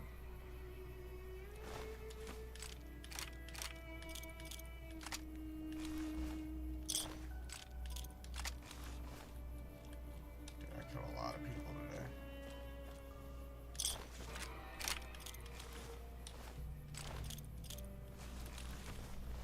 Oh no. So what? That's not the character I'm playing. Hold up, let me repair all this shit.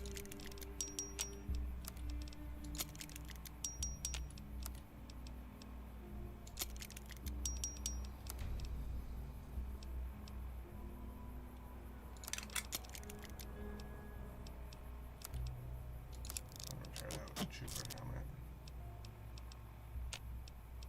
And then I can drop that and drop one of those. There you go. Okay, fine. I'll eat it. I'll eat it to make you happy. Ooh. Damn. And 4 varmint rifles. Holy fuck. How much do these go for? Nothing. I'm dropping that shit. Okay. I used up most of them.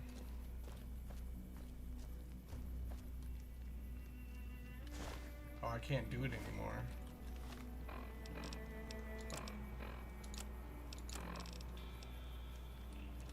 I can drop this one. I don't need that.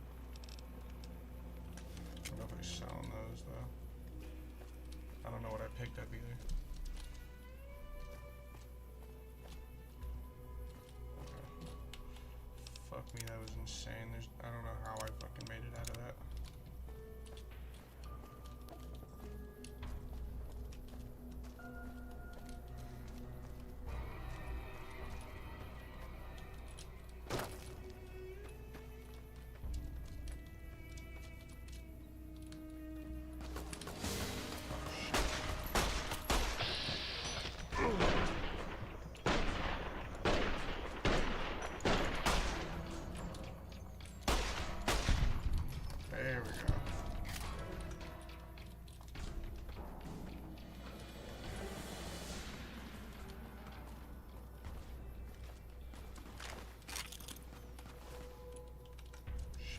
of here.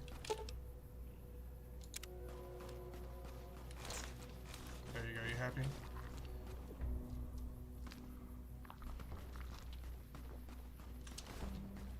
No, dude, there's no reason I should have lived that, dude. I got so fucking lucky. So that's why I love this game. Oh shit. Fuck out of here with that.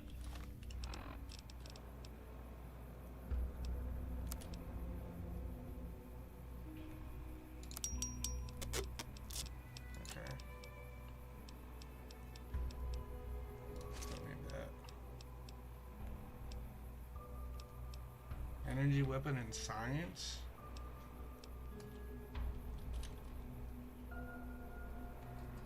That's actually not bad. I might keep that. We're gonna have to go to Good Springs in a sec. Okay, let's go. The Nash residence? No, this is the Mojave Express.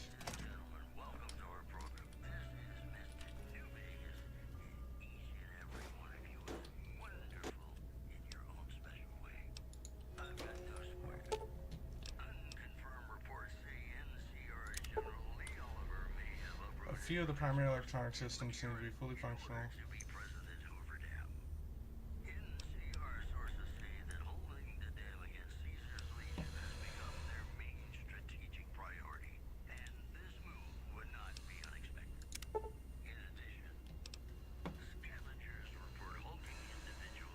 $65 repair. Fuck. Do I repair with parts? Should work, right? Requires 3 pieces of scrap metal. Fuck, I did need that scrap electronics. Okay, I can do that. I can do that. Is there a container here I can store this shit in? Yeah. I should have. I have 2 pieces of scrap metal. Nope, nope. DMCA. DMCA, sorry. Sorry, Genga. Can't get hit again. Can't get... fool me once, can't get fooled again. Isn't there like a key in here somewhere? No. That's Mojave Express.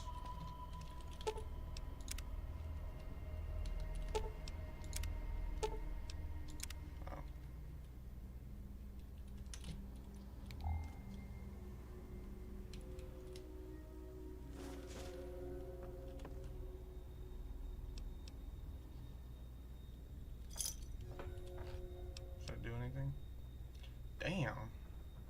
+1 agility and endurance? Crazy. I know it is fucked up, gang. Go tell me about it. I opened my freaking YouTube studio today and I just see a partially blocked on my fucking thing. It's like, what do you mean partially blocked? And it was like, it contains copyrighted music. So I was like, ah, fuck, alright. Alright. Let's go back. I want to get Eddie.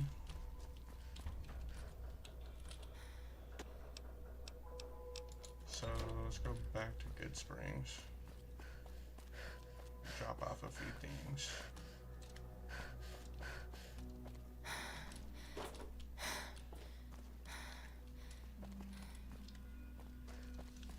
And then we'll head in. I guess we have to talk to Nash.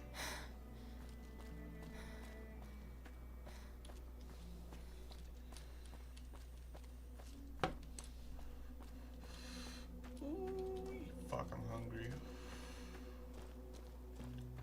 I want a bacon, egg, and cheese with some fucking bacon and cheese. How does that miss?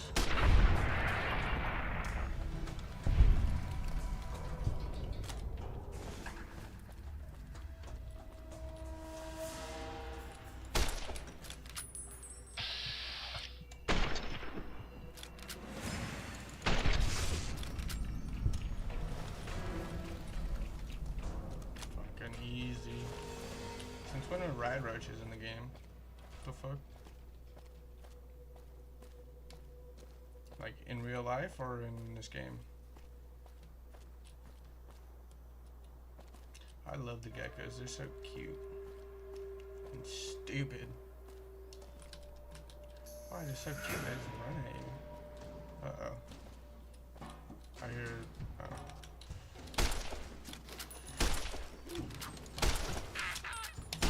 Oh, you see that jumping headshot?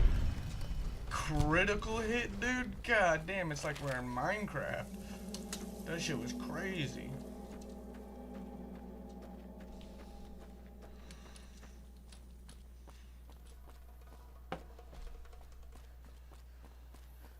Gotta start. Oh. Look, there's another one. Let's see what they do against it. Whoa, whoa, careful. There's a gecko right there attacking. Hey.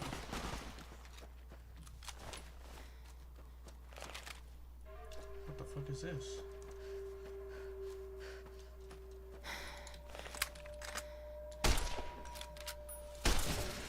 Oh shit.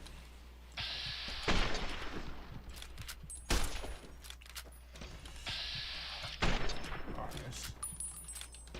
Okay, you know what? Let's change approach. They're cute to me, dude. I love them.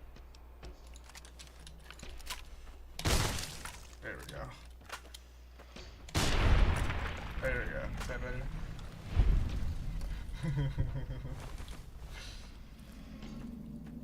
Yeah, I know. And then you see this harmless little fucker, dude.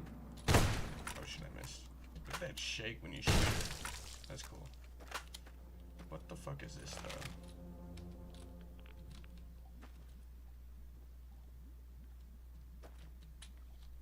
I'm gonna save before I go in it.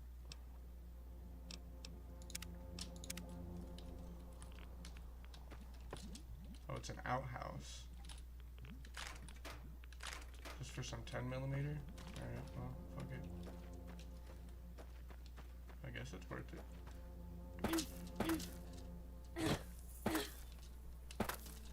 Hello? Can you help me? What the fuck is this? My girl is trapped by geckos on the ridge, and I can't get... Go up the path, past the broken ridge. You will? Think... Over there? Dude, I've never seen that motherfucker before.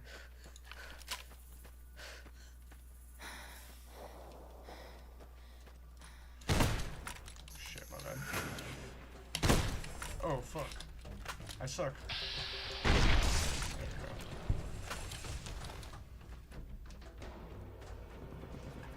Where is she? Over here? Or is he trying to kill me?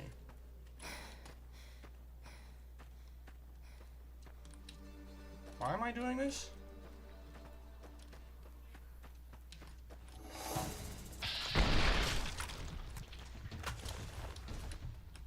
Oh shit, there's another one. God damn.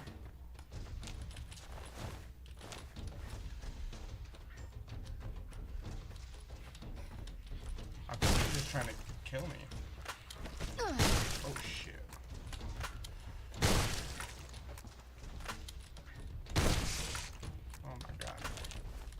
Give me your meat. Was up the Remy. Head up, happy. Shit, I missed.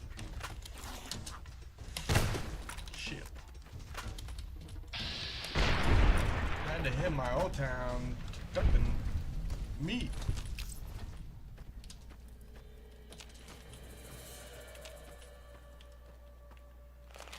Okay, that was like fucking 8 of them. Oh.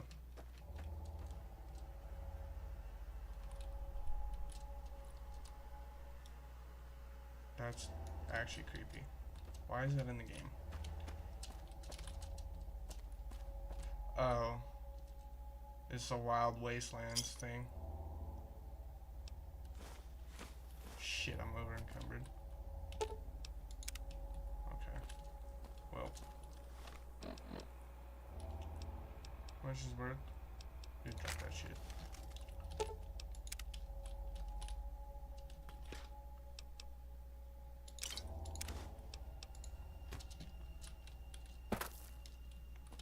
Oh shit.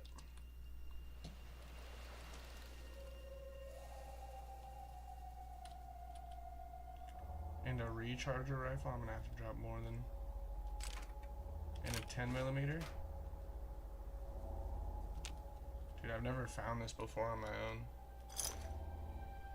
Oh yeah, you're right, my hunger. I forgot about that shit. Fuck. Please tell me I have. Do I have water at least? Yes. Okay, what? 101.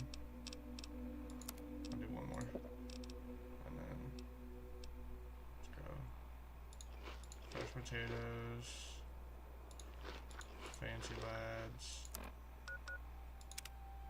Okay. Like one on the stick, that's good. Grilled mantis, that's really good. What's my shit at? 42, 26, 29. Alright, we're chilling. Fuck, that's also really good though.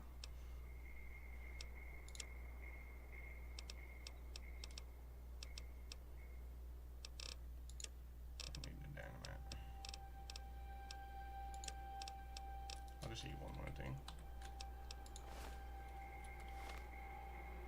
Oh, I need reading glasses too, so I can get +1 perception. Or there we go.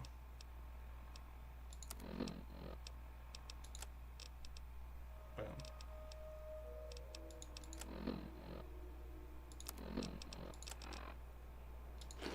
Alright, there we go. Really? Oh, it weighs way more than... Yeah, H-Bomber guy talked about it, so like, you know, type shit.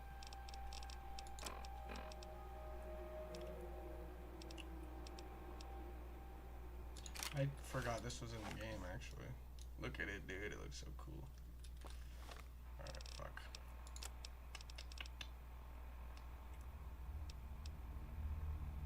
Guess we can do one Nuka-Cola.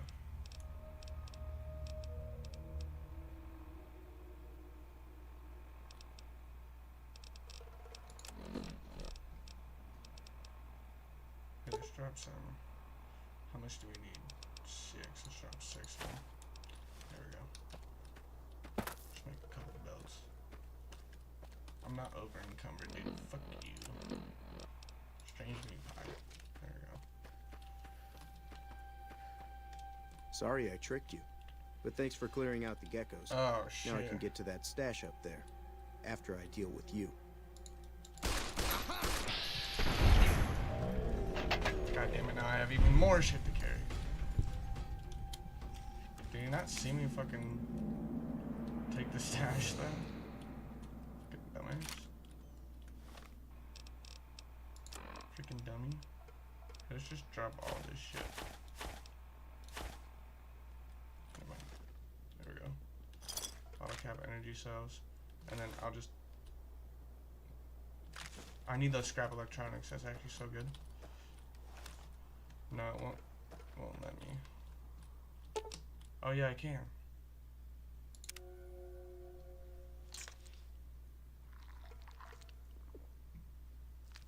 What does that do? Just give me health? That doesn't do shit. There's no reason to do it. What's my karma? That's not gonna tell me. No, look, I literally, it's not going up. Nothing changed. It's just a loss of karma. That was a fucking waste. God damn it. Do one more thing. So I can sprint. You should get health from that. I don't know why you don't. That's stupid.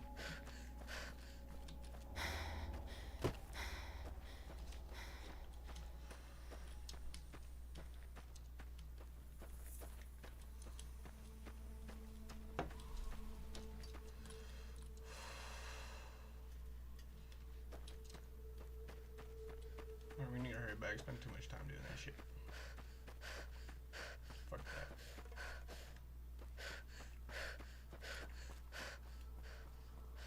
Kaido's sprinting animation is pretty good too.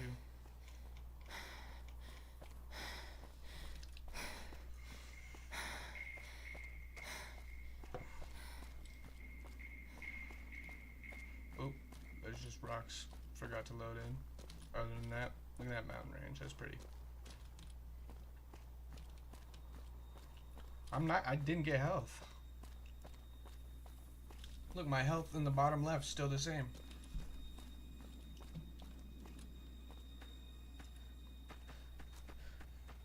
Come here, Doc Mitchell. I'm gonna eat you. Shit.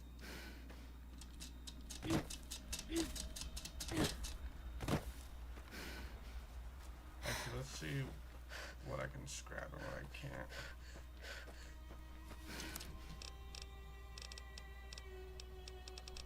Okay.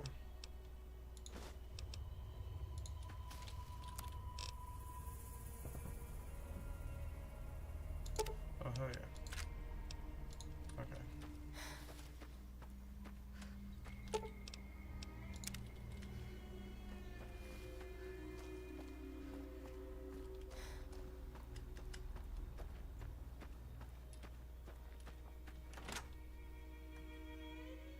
There we go. Now I can use that.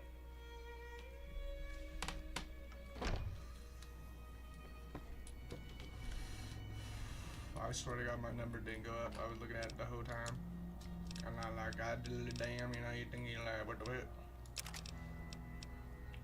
I don't think I can repair this one. Let's see. Plasma pistol. My energy weapons is not good. I can't use them. So fuck it. Just leave them in there. I'm gonna sell those.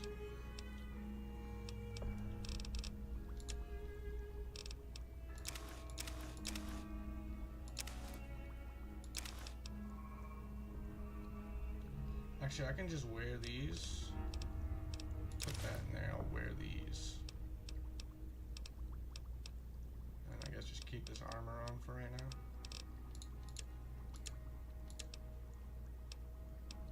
Alright, I'm getting rid of the varmint rifle, dude. It's ass. It is fucking, it's poo-poo caca. There we go. Alright, so most of this shit is probably coming from the guns. I guess I'll put the varmint rifle. No, because this shit is ass against humans. Even though I fucking... Oh, later, Gango. Peace. Good night. Still need to decide though. I'm not done.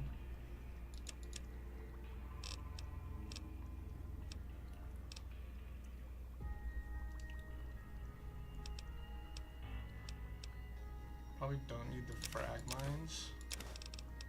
Probably sell those, honestly. Those are worth a good chunk. Let's sell those. We don't really need the 10 mil when we have the 9 mil. So let's put that ammo away. How much? I'm gonna sell those.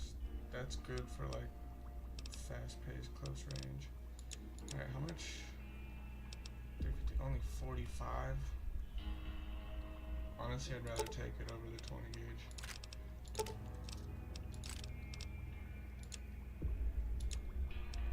Give me that. Alright, there we go. Should be good.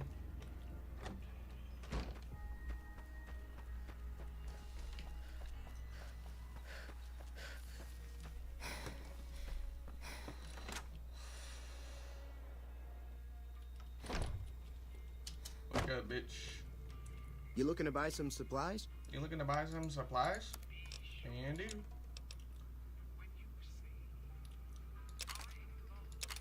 me your money.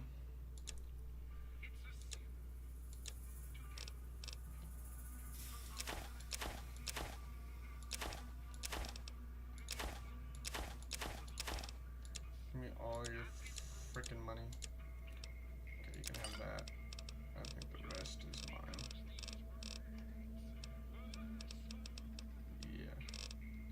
guess that shit is mine. Do you have anything useful? There's some ammo.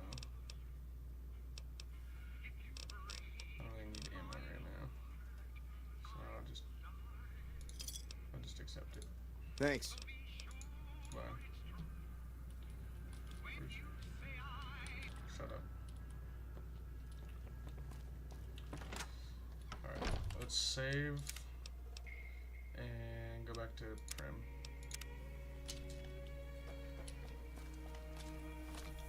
We're just gonna have 357 Magnum, 9mm, 9mm submachine gun, some dynamite, and a lead pipe for close range. We'll get this out though to do some damage.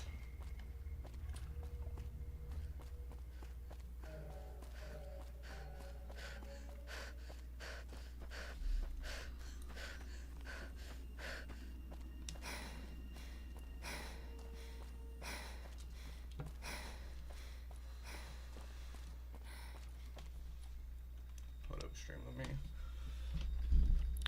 Now that my Gango's gone, I can turn this shit off and just record the rest of it. Let me, boom, there we go. Oh wait, it's on desktop. Let me turn it to gaming. There we go.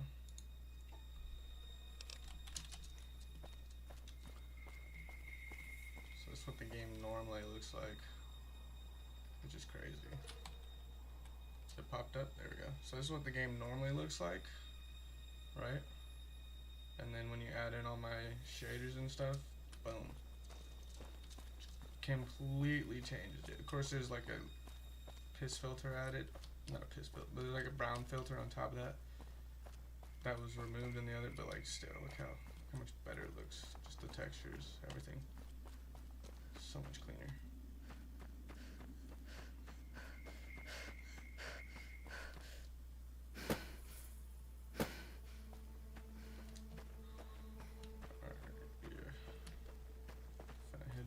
Prim, talk to the locals. Yeah, that was crazy. I made that whole jump and figure out what the fuck's going on. See what to do with the powder gangers, and we'll get involved in Prim too.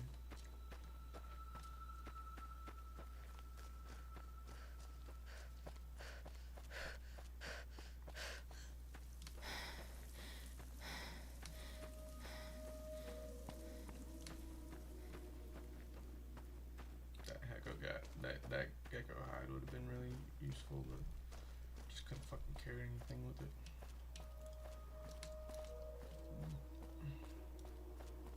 Oh, the roller coaster isn't loading in. That's sad. Let's go.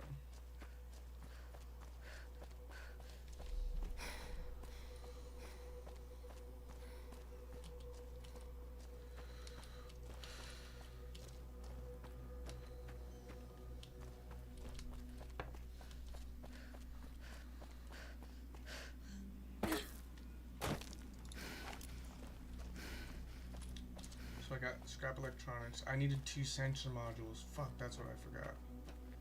God damn it. I'll find it though. I'll find it.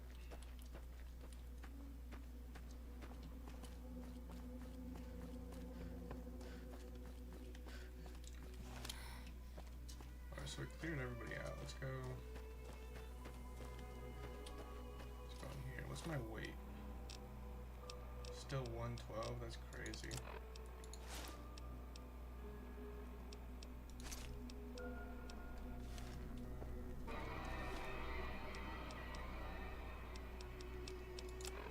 Probably all this shit. Oh yeah, and all this. I forgot about this shit. I shouldn't weigh that much. I can't be, it's gotta be all this. Or no, it's gotta be all this. All the aid. I need that shit. My H2O is already at 157. Let's bring that down.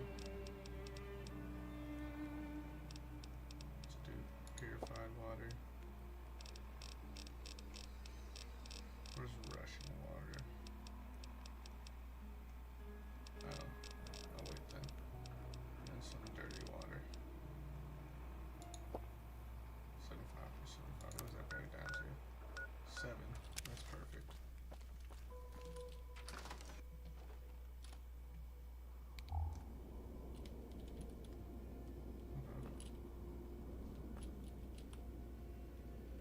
Some grilled mantis. Don't really need food right now, so I don't think I'll take that. I'll take some water though. Water's really nice.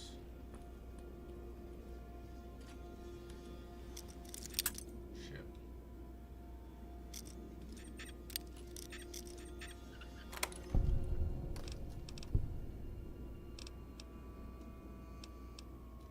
I don't really want it, honestly.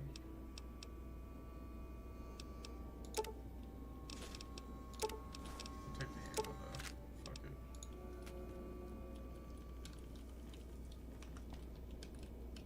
Apparently somebody lived here. Womp womp. Deputy Beagle.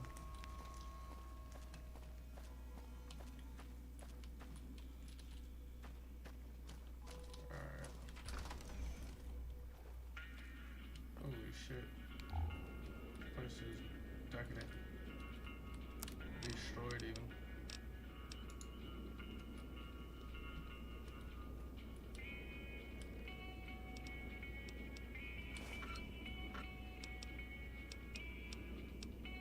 I don't need the cabs right now, so I'll save the space. And I can always come back and grab some of this shit. I'll take some 357 Magnum round now. That's pretty good. Pack of cigarettes, that's light, easy. A lot of money. Oh shit.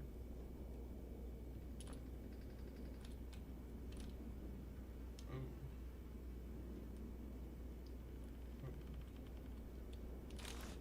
Sheriff's duster. Alright, Buster. What is the sheriff's duster? Really D, Buster. What do I look like?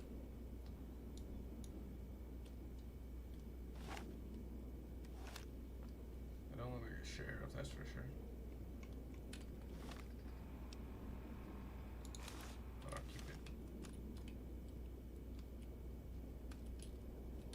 Got nothing in here. Okay. That's pretty grim. Let's get to talking, I guess.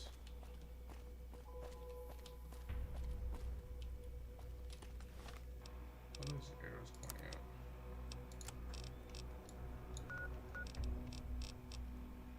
Okay, one's pointing in here, one's pointing over there, one's pointing in there.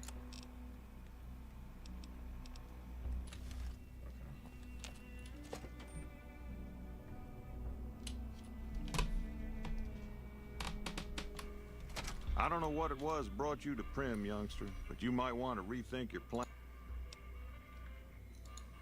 Johnson Nash is my name. Husband to Ruby Nash. Lived in Prim going on 8 years now. Thick and thin. I'm a trader primarily, for what it's worth with things like they are. I also run the local Mojave Express outpost. Well, I don't got any work right now, sorry to say. I'll tell you whatever I can. You have a delivery order you can show me?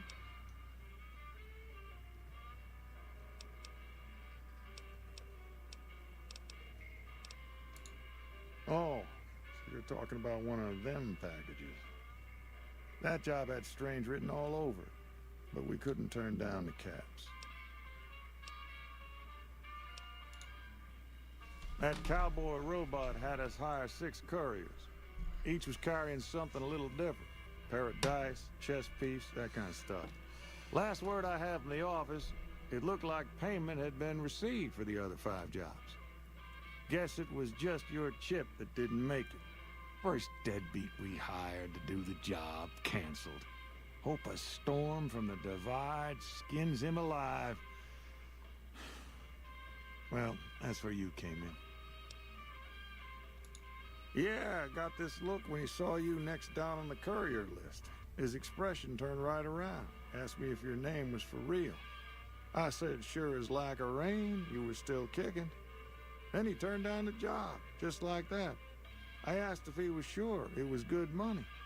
No, let Courier 6 carry the package. That's what he said. Like the Mojaves sort you out or something. Then he just up and walked out. No idea. Sounds like you two had a history for him to act like that. And turn down the money, too. Hope he didn't see any trouble in that package of yours. Maybe he thought your name was bad luck. Enough for me to say.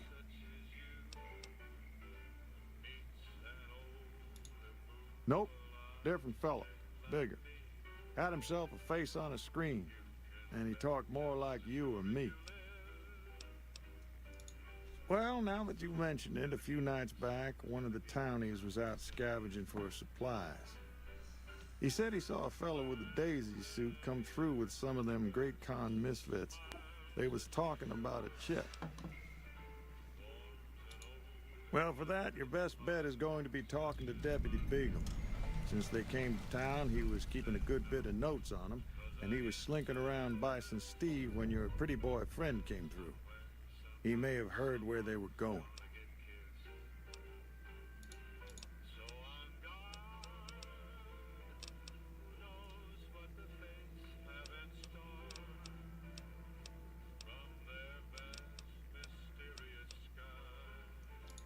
Beagle had some notes he was taking while he was eavesdropping around the Powder gangsters.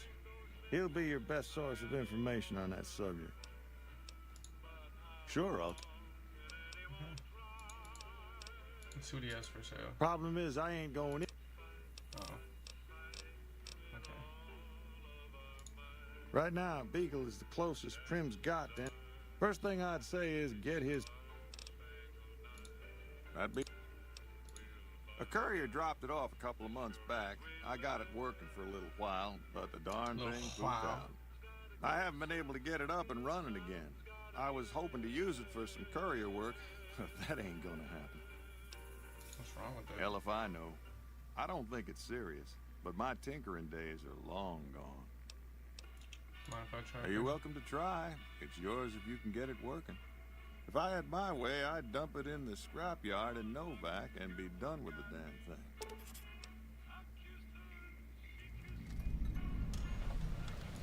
I guess...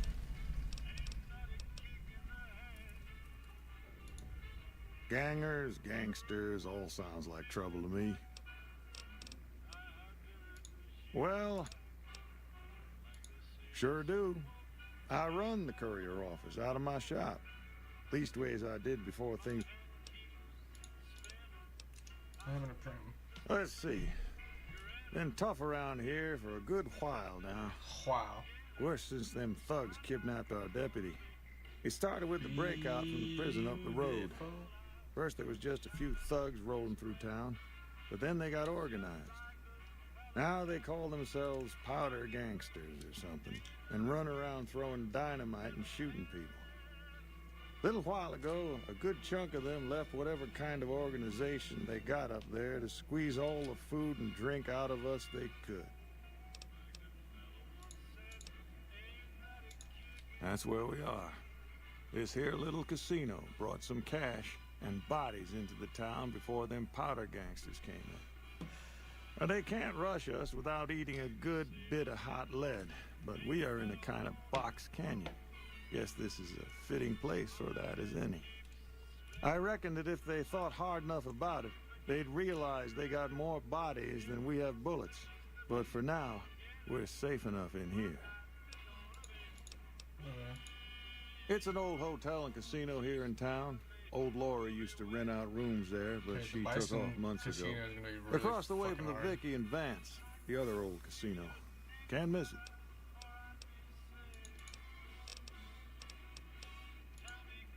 Well...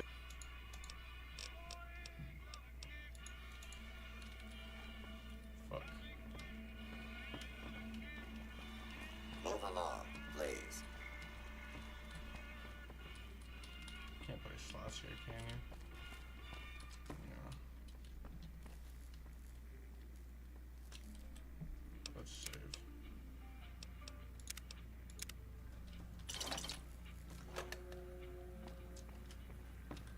I'm supposed to talk to someone apparently. Can I get in here? There'd be a lot of caps if I could.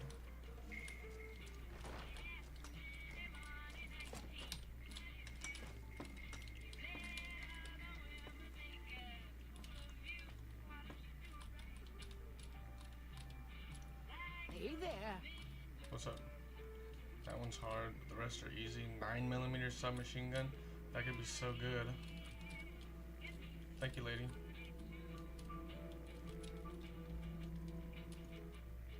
Hello there. Who are you? I'm Ruby Nash. My husband and I are prim long-timers. He fancies himself a trader, and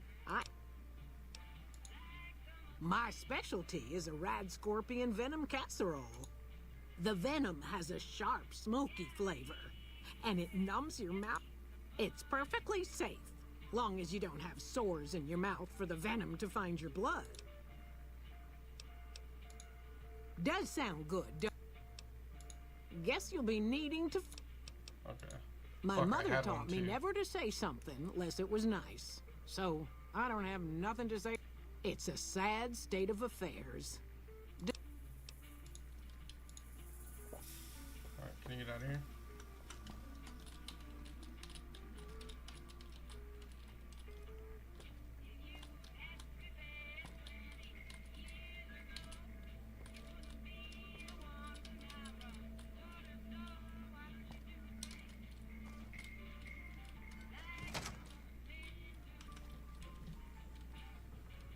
Which one is it? Shit. No, you're not supposed to.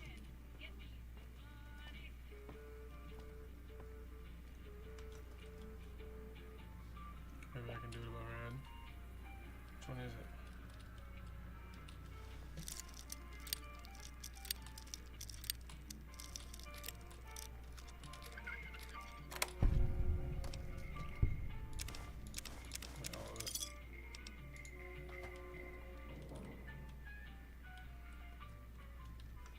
Howdy. Okay, let's get you. Yeah, that way. There you go. There you go. Yeah.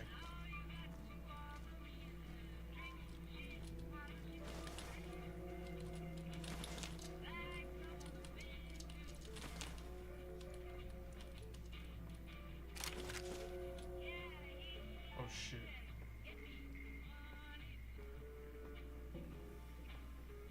They won't shoot me though. Fuck, she saw me. I don't need that though.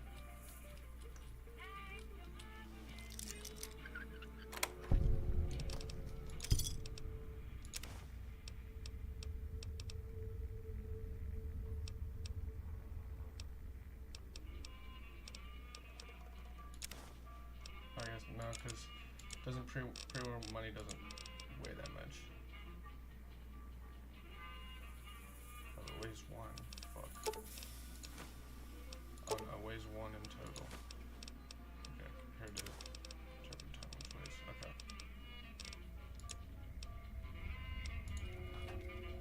Oh. Sorry, just need some money, you know. It's hard times. Do that too. Oh shit. Okay. My bad. Jesus. Okay, she's gonna walk in here. Yes, sir. Who's this for? Still that. There's no way she saw me. There's no way she saw me. There's no way. Because no one saw me there. I guess I'll just wait till she leaves.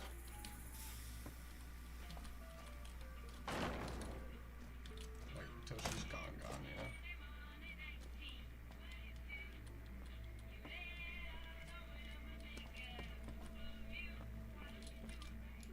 Hello there.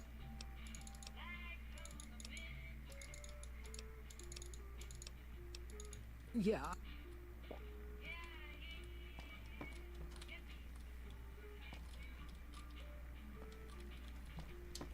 Oh, come on. Come on, look at all that good shit in there. Look at that good loot. Whoops. Wait, does that mean I can... Hello.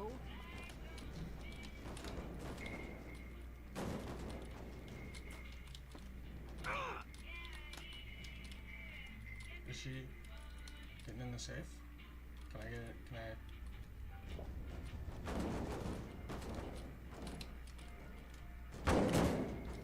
Yeah, physics. My bad. Shit. I feel bad. Whoa. That's great.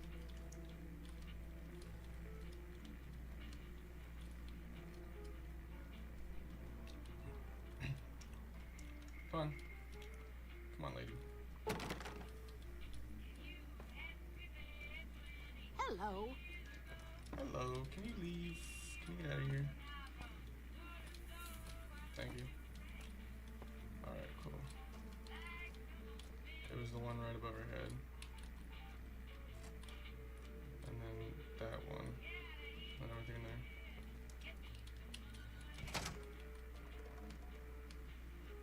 Okay, should move that out there. I think we're good. No one saw us.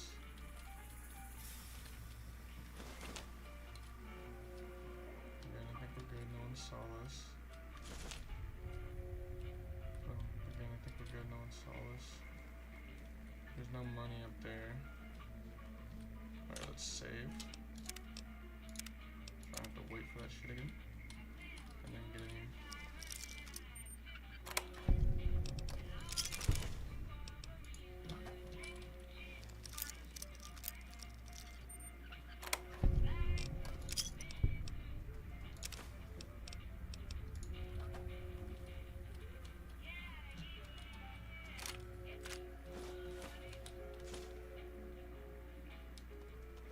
That's it.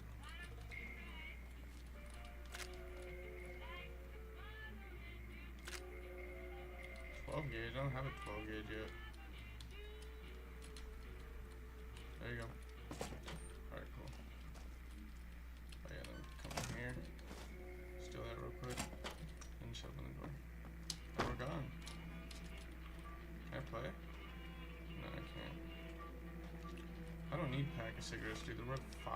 Fuck that. How many do I have? Oh, they only weigh. Yeah, get that shit out of here. I can't play any games. Kinda crazy. Is that all there is to exploring here? Oh, there's another machine right there. And just some more tables that don't work.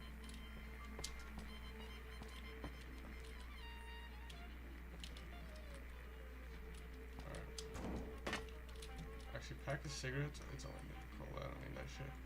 Pack of cigarettes might be the best thing per guy, because it's technically 10 per 1 pound. I guess overall. Oh yeah, we'll do pack of cigarettes too. I need to find the other one I dropped.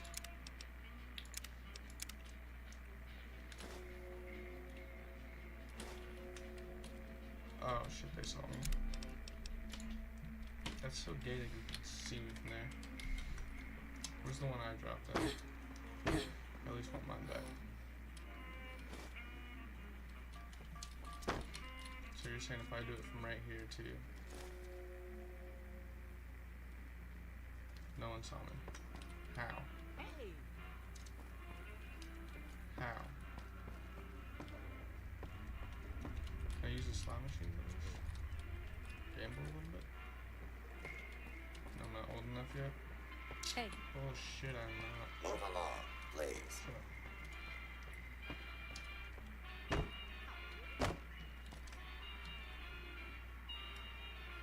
Oh, you're staring directly at me.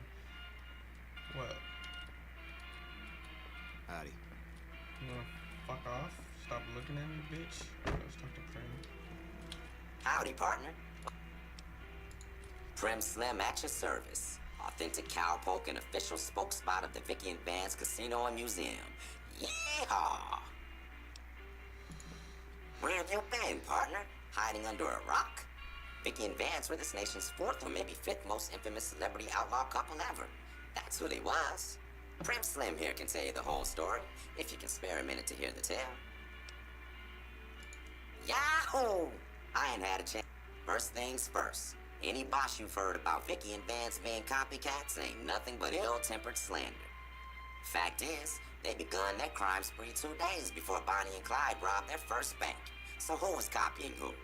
Now, true, Vicky and Vance didn't exactly cut a wide swath of murder and bank robbery across the central U.S. like Bonnie and Clyde did. It was more like a narrow swath of shoplifting, check cashing fraud, and gas pump drive-offs. But crime is crime. They drove reckless, too. Having lived by the gun, well, Vance owned one anyway, it was only fitting that the duo of desperados would die by the gun. Perhaps it was fate itself that accidentally drove them into a crossfire between police and a gang of bank robbers in Plano, Texas. Or maybe they just didn't notice until it was too late. It's been said that Vicky would have tried to cash a bad check in that bank, had she lived. We'll never know for sure. All we know is that the crossfire tore the car and both occupants to pieces, and the police issued an official apology. You can put your eyes on the genuine death card just over yonder, and there's Vance's machine gun in the case next to it.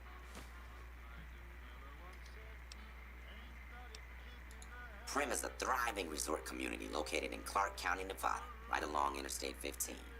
Whether you can't wait till Vegas to try your luck, or want to hit one last jackpot before you leave Nevada, Prim's your place. The town's premier attraction is the world-famous Vicky and Vance Casino and Museum, so you came to the right place, partner. The Bison Steve is one of Prim's less impressive casino hotels. I'd steer clear of that place, partner, if I were you. Rumor is the dealers over there are cheap, and that rickety roller coaster is liable to fall down any day because it wasn't built to code.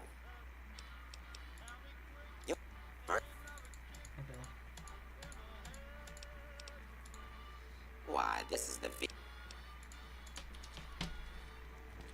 I not fix him? Oh, he's talking about Eddie. I mean, there's some...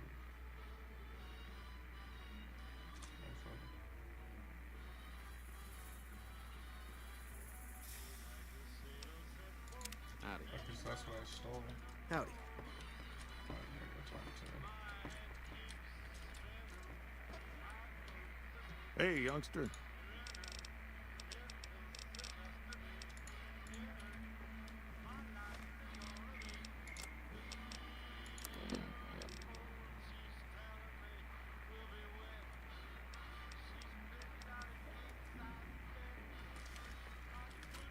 Hey, youngster.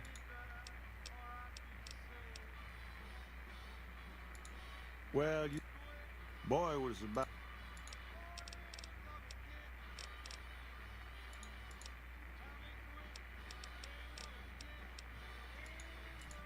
Alright, I guess it's time for me to go.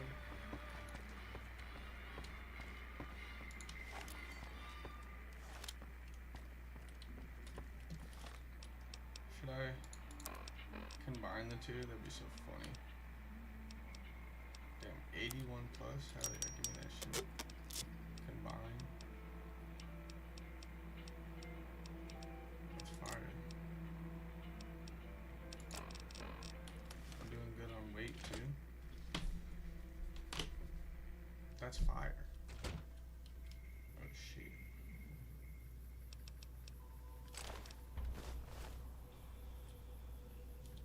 Okay. Not too certain about this.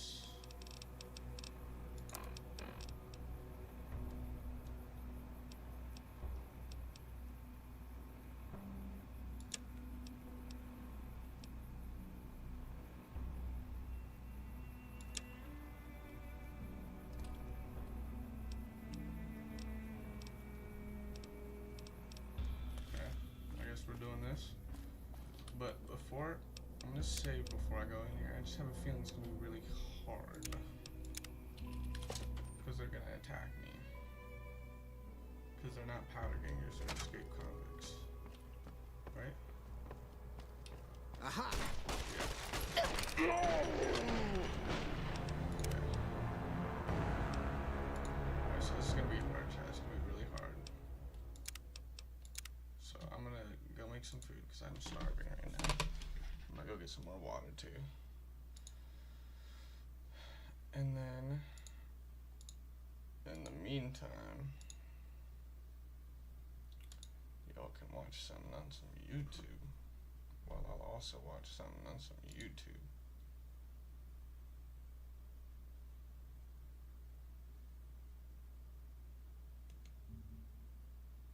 Maybe not this. That might get me taken down.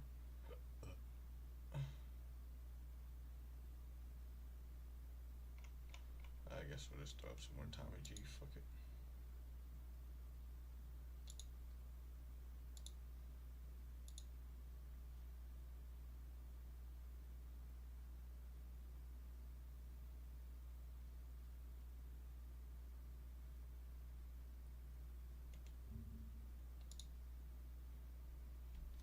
There we go.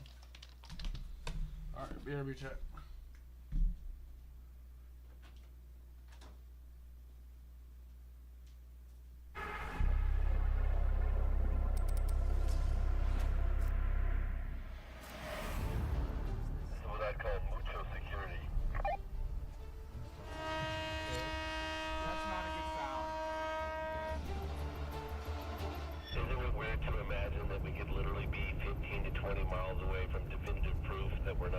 What was this being wearing? Military uniform just like mine, but it was very, very clean. We're very close to going to prison right now, that's for sure. More security. More security right now. Today, ladies and gents, we wrestle with some of the wildest questions and mysteries of our time, such as, are aliens real? Are UFOs cutting-edge technology from Earth or perhaps from another planet? Why is Area 51 one of the most secretive bases in the country? And what is it that our government is hiding from us? In order to uncover the truth, we assemble a powerhouse team. First up, James Fox. This man is arguably the world's premier expert on UFOs and alien encounters. He's dedicated the last 30 years of his life investigating these claims, digging deeper than perhaps any human alive today. Next, we speak to Jason Sands, an Area 51 insider and employee turned whistleblower who gives us his first-hand testimony of his experience. Then we got Avi Loeb, a Harvard professor, astrophysicist, and one of the brightest minds on the hunt for extraterrestrial technology. And finally, we speak to various people who claim to have had alien experiences themselves. In this episode, we infiltrate the legendary Area 51 both under the cover of darkness and in broad daylight. And you'll have to stay to the end of the episode to see what we did and what happened to us after we breached security and set off the alarms. Join us today as we tackle one of humanity's greatest questions. Are we truly alone here on Earth, or do we have visitors from other galaxies walking among us? The truth, folks, might be stranger than anything we ever imagined. Let's dive in. Folks, two things before we get started. First, the merch is back in stock, including the sweatshirt that had sold out repeatedly. We put them back in stock, added a new color. We got the trucker hats, the t-shirts.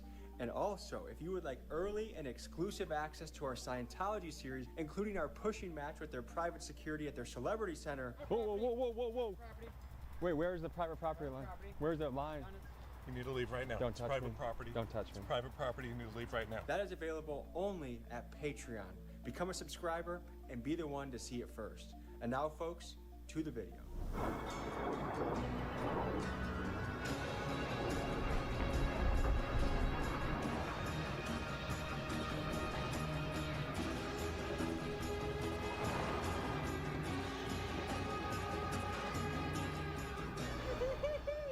We're in the Wild West right now, folks. It's breathtaking what we're driving through right now on our way to the Alien, which is a motel in the Area 51 network. What is Area 51? Is it a place that aliens were brought to and interrogated and questioned to figure out more and kept from the public? Or is it simply a place that's so remote and so out there that it's an excellent place to develop top-of-the-line military technology, run exercises? Maybe they got a CIA black site somewhere out there. I mean, it would be a perfect place. You just blindfold a guy and take him 2 hours down the highway from Las Vegas, No one's finding you. Alien Fresh Jerky, man. How much better of a sponsor can you even get in a video? Going to Area 51 eating alien beef jerky, and damn, it's good. If you would like to try some of this delicious jerky for yourself, simply head to their website, link in pinned comments, and use my code TommyG for 15% off your entire order. My personal favorites was their Roadkill Original and their Pineapple Teriyaki. It was delicious, and I think you'll love it. We're already actually through a couple bags. There's a lot of great excitement in my heart right now. We're meeting up with a world-renowned UFO UAP expert, James Fox. About an hour and a half away. We'll enjoy this road trip, and we'll see you guys in a few.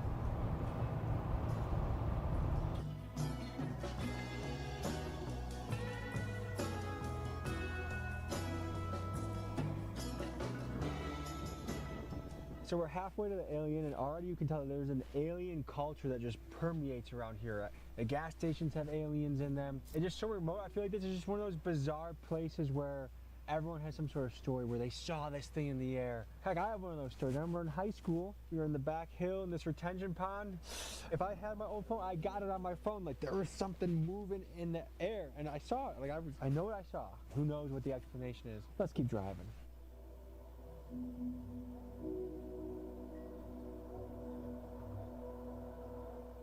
So we're pulling up into a town, the town of Rachel, Nevada, that has 19 people.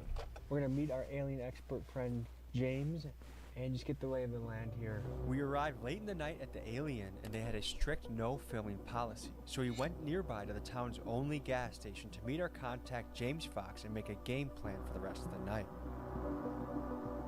We were about to tuck in and go to bed. Yes. And you said you have another idea. Yes. There's no better time than the present. And we're out here, and we're not going to see anything if we don't try. Let's take our asses out to as close to the base as we can possibly get to without risk of being arrested and or shot. The use of deadly force is authorized. So Kill on sight. It's real. They're not around. If you were to hide super secret craft of non-human origin anywhere on Earth, when you come out here, you can see this would be the perfect place to do it. Is it fair to say this is one of the most top secret places on Earth? This is the most top secret place on Earth, yes. Right now, we're gonna go out to probably the most famous mailbox in history. It was the infamous black mailbox, but it became so famous because when you get to the black mailbox, you'll see a dirt road. It's completely unmarked. There's no road signs. You turn off, and that's the point where you go in on the dirt road to the base for about 20 minutes, and then you get to a sign that basically, and you'll see security. Like if you go beyond that sign, all bets are off. So the black mailbox, I think, got so famous that it might have been stolen. I heard it might have been recently replaced. We're going to find out right now. Is that our first destination? That's our first destination, yes. Wanna get hopping? Let's go.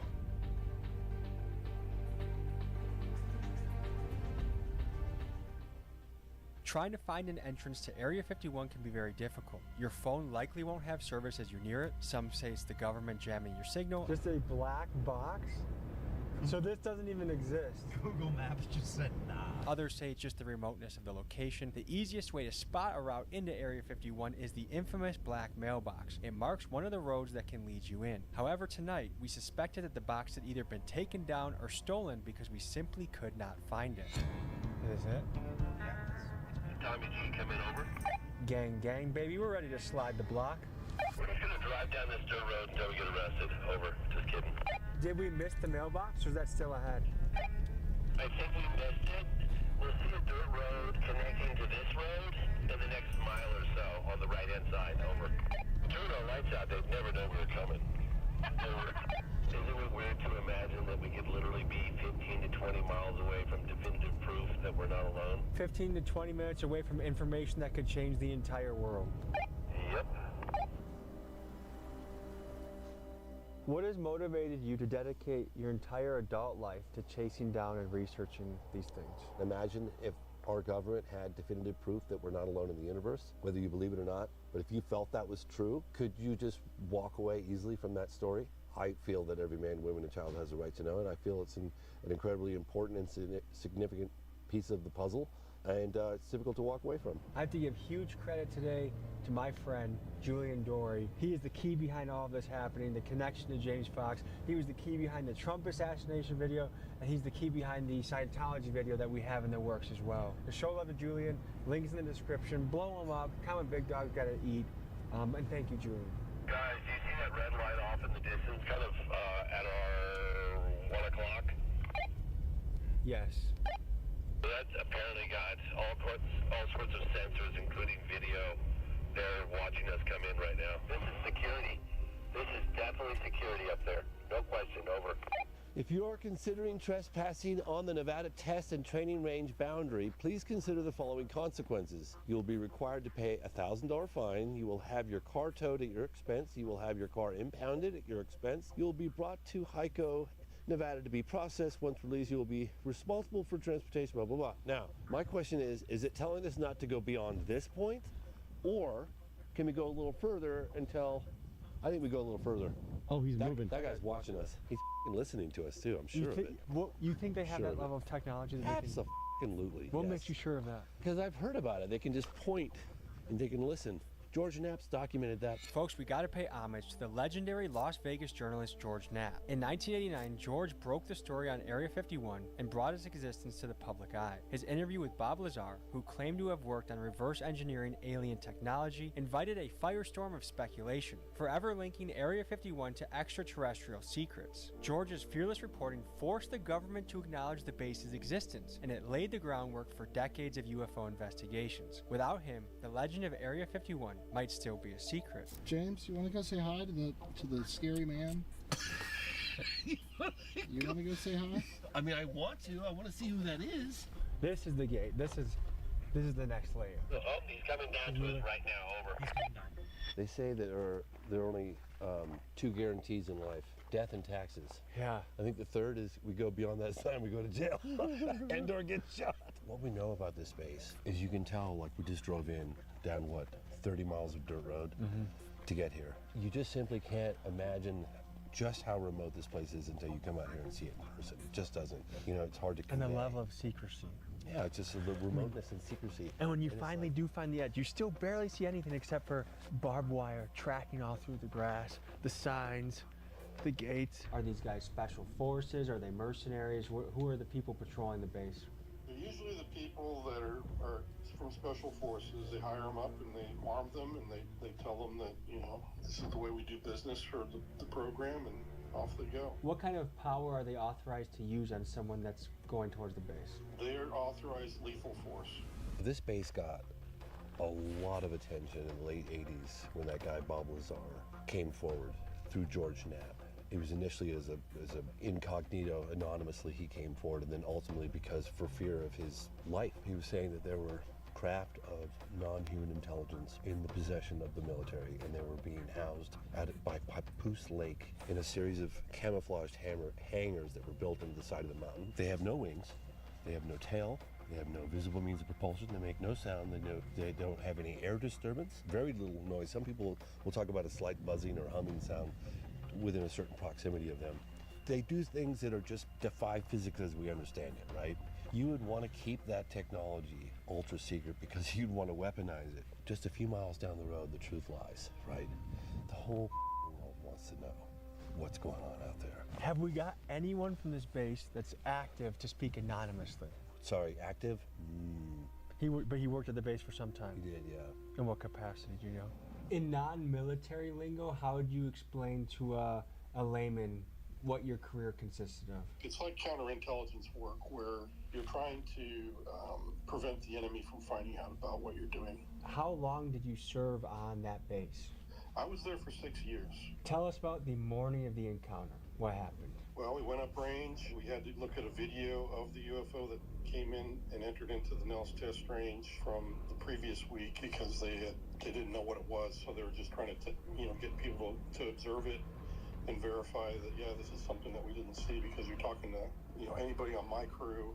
We've been there for years. We'd seen all kinds of aircraft, and this didn't fit anything that we'd seen on the video. So this is what recorded the UFO also.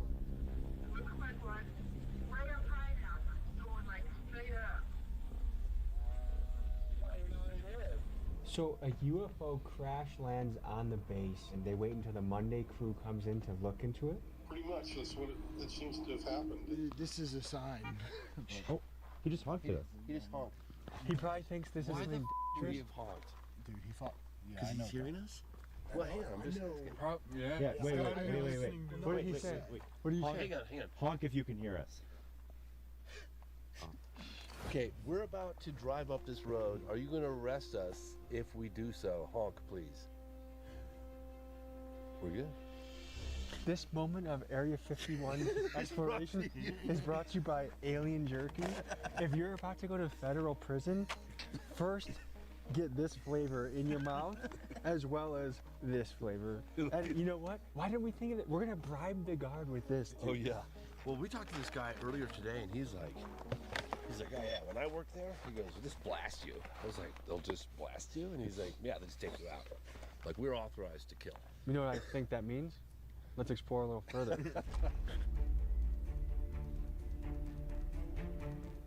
All right, what I'm trying to do right now is I just want to see where the barbed wire is. Where is the barbed wire, guys? Man, you can't even tell. We're very close to going to prison right now, that's for sure. Guys, here comes more security. More security. More security right now.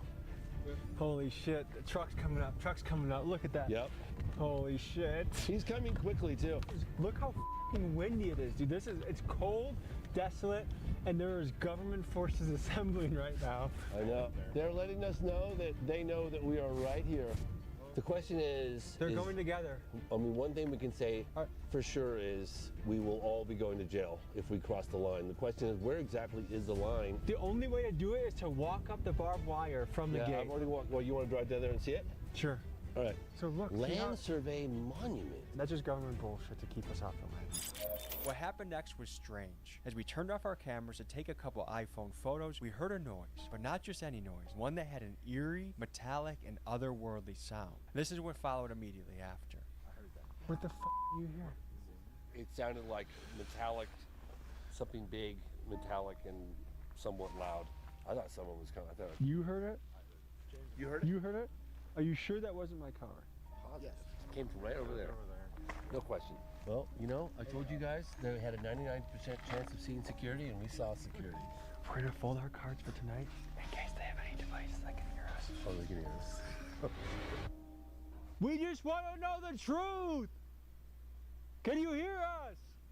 I have some beef jerky I can offer you! I repeat, I said beef jerky! I don't know if it's working. What we're dealing with right now is, like, there's so much disorientation and trickery that happens, like hearing certain noises. Like they said they heard this metallic thud. Was it the sign rattling, or was it a secret thing happening in the background? I mean, and that's how these stories get convoluted when it comes to the supernatural or the UFOs, or, you know, there's a lot of explanations for the same thing. So, like, in diving into the truth of these stories, you have to figure out how credible someone's testimony is, and it's been proven that eyewitness testimony actually isn't even that accurate. But when you have multiple eyewitnesses independently corroborating a story, that's where it becomes more and more airtight.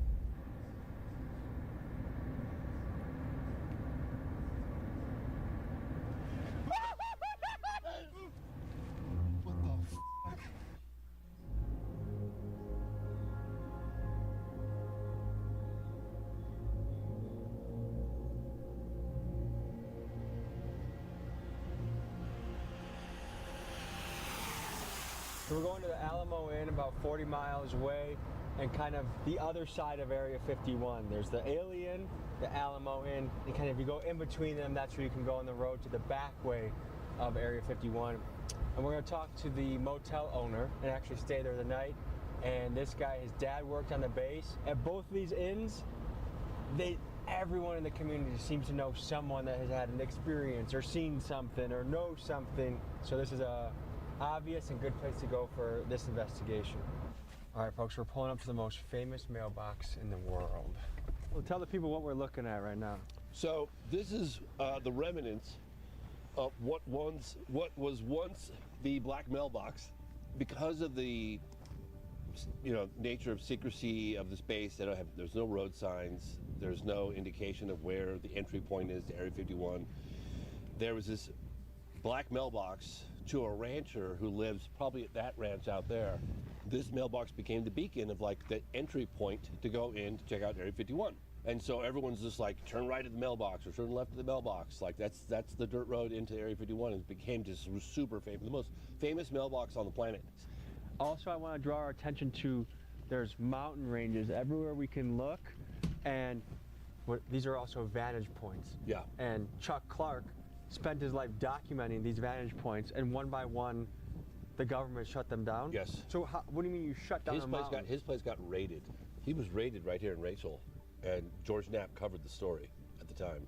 The story goes with Chuck that he allegedly got his hands on footage of an alien encounter so good, so compelling, that Logan Paul drove to his house with $100,000 cash to try and buy the video, but Chuck refused. It goes without saying that research from guys like Chuck Clark are foundational and lay the groundwork that allow me to continue to explore the mystery of Area 51 further.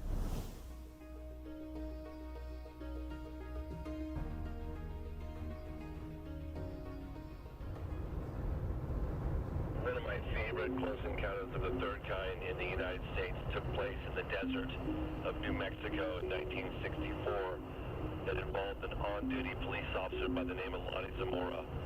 And the Air Force files during the peak of Project Blue Book investigations have detailed diagrams and of the craft where it landed, the landing gear impressions, photographs of the landing gear impressions, the footprints from the alleged creatures, very detailed report in Project Blue Book own files. We're having a local pull up that his parents had an encounter with a non-human being right in this area in the 90s. So we're gonna get to hear the story from him and see what we make of it. This is a story that my parents passed on to me. My dad grew up, was born and raised here in this valley, in Paranaga Valley. He worked out at the test site in Area 51 for a good portion of his life. You know, because he mainly worked on the test site side when they were doing the nuclear testing. He drove the trains and everything that went down inside the tunnels and that where they'd set the bombs off and that. And then when they shut that down, then he moved over to the Area 51 side. So we're all traveling on the road. We see this guy starting to kind of hail us and starts jogging towards us, but he's walking running very funny. It looked like he was going to fall over and like he was around. I'm wondering what's wrong with him. And then as we get a bit closer, I'm starting to notice that he's got very pale skin, but it's got this blue undertone like he's hypothermic. We get to the point where he's at the corner of the front of the vehicle, and the guy in the passenger seat in the front screams he's got no ears. And I'm thinking, well, that's pretty rude. Why would he say that? And then I'm stepping out onto the roadway, and I look up, and indeed he has no ears. And I'm thinking, good grief, this is really strange. Both your parents had an encounter on this road.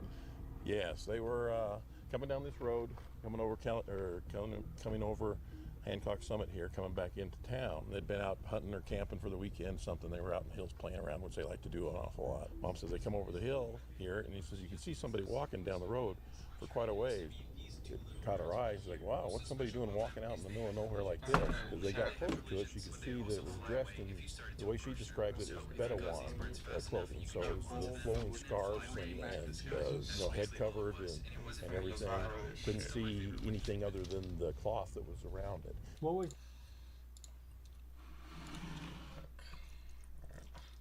Start digging in. Start getting some motherfuckers on this fucking fork. Yes, sir. Sorry, I was watching CS videos.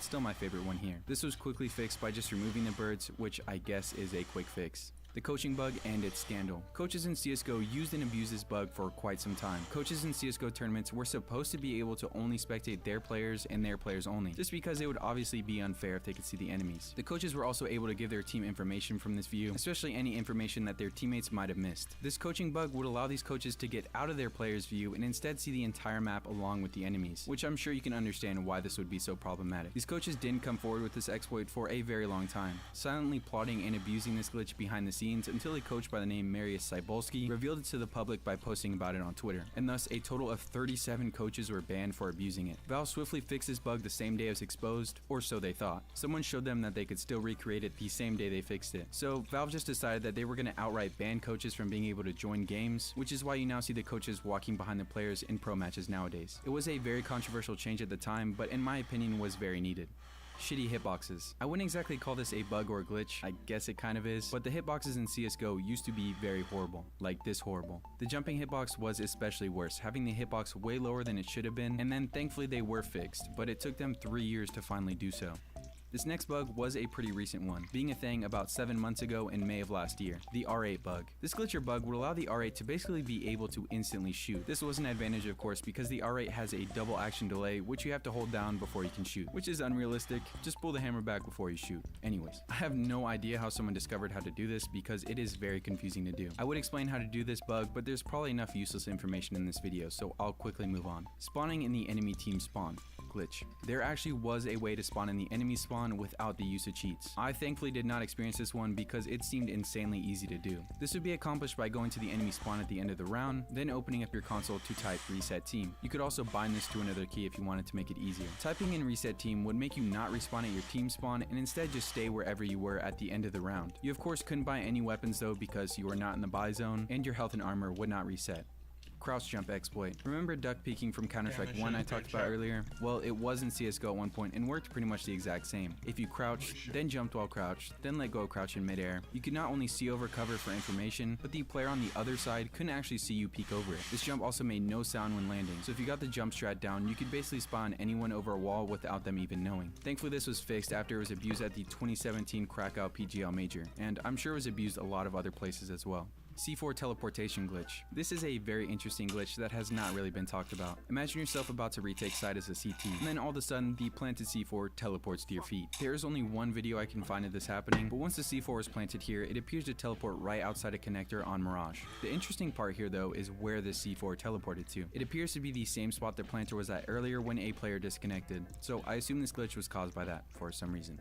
Mirage wall glitch. This is one I do remember doing. Basically, if you went to this wall on CT side and just crouched and jumped into this corner, you could go through this wall. I have no idea why this was even here, but you could also shoot out of it. I'm not gonna lie, this was actually kind of fun to do, but it was thankfully quickly fixed. Over 25 glitches later, I think I'm about ready to wrap this video up. Like I said, I'm very sure there are way more glitches in Counter-Strike's history that I definitely missed. And hey, if you really want to let people know, leave a comment.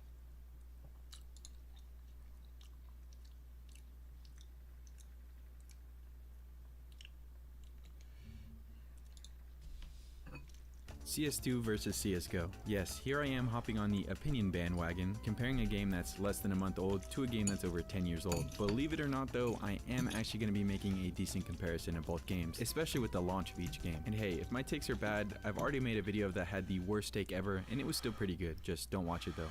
Now, I want to start with the launch of CS2 versus the launch of CSGO. As much as I would like to say I'm sad that CSGO is gone, I'm really not. This is nothing but a new era for Counter-Strike, and I'm excited to see what content they're going to add in the future. Although, I am a little disappointed to see that they didn't add any content with the launch of CS2. This is insanely similar to CSGO's launch though. I mean, CSGO didn't have an operation added until 8 months after the game had been out, so I think we should be a bit more patient about it. We do have to understand that we were insanely spoiled by CSGO with all the operations, skins. Dude, it's 2 years now. There's still no operation. Maps and missions. I feel like since Valve added all these updates, we of course expected them with the launch of CS2, especially how long the last operation was last added, but who knows, there might be an operation drop as I'm making this video or a little bit later. Although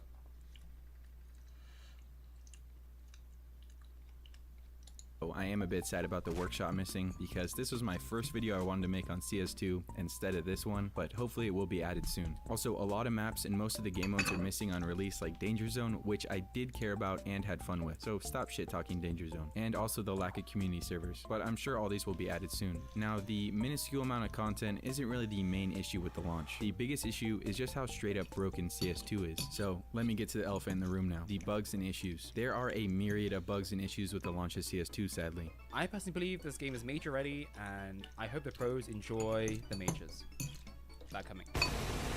way more than CSGO ever had, especially at its launch. To be honest, CSGO really didn't have any bugs at launch. The only problems were really just a lack of content, like I said, but people weren't even complaining about that back then. But there was also some interesting design choices, like the fact that all the old maps used to have a ton of fog surrounding them for whatever reason, and as far as I know, it was intentional, but it was swiftly removed once people started complaining. The only real issues in CSGO were in the beta version of it, which were, of course, thankfully fixed. Like the fact that smokes used to not extinguish Molotovs at all. Most pro players and the community in general begged for Molotovs to be removed, but here we are with probably one of the most useful utilities in the game. I feel like this is similar to the smoke grenades at the moment in CS2. Some people are complaining about them now, but they just need to get used to it. They need to delete the smoke effect.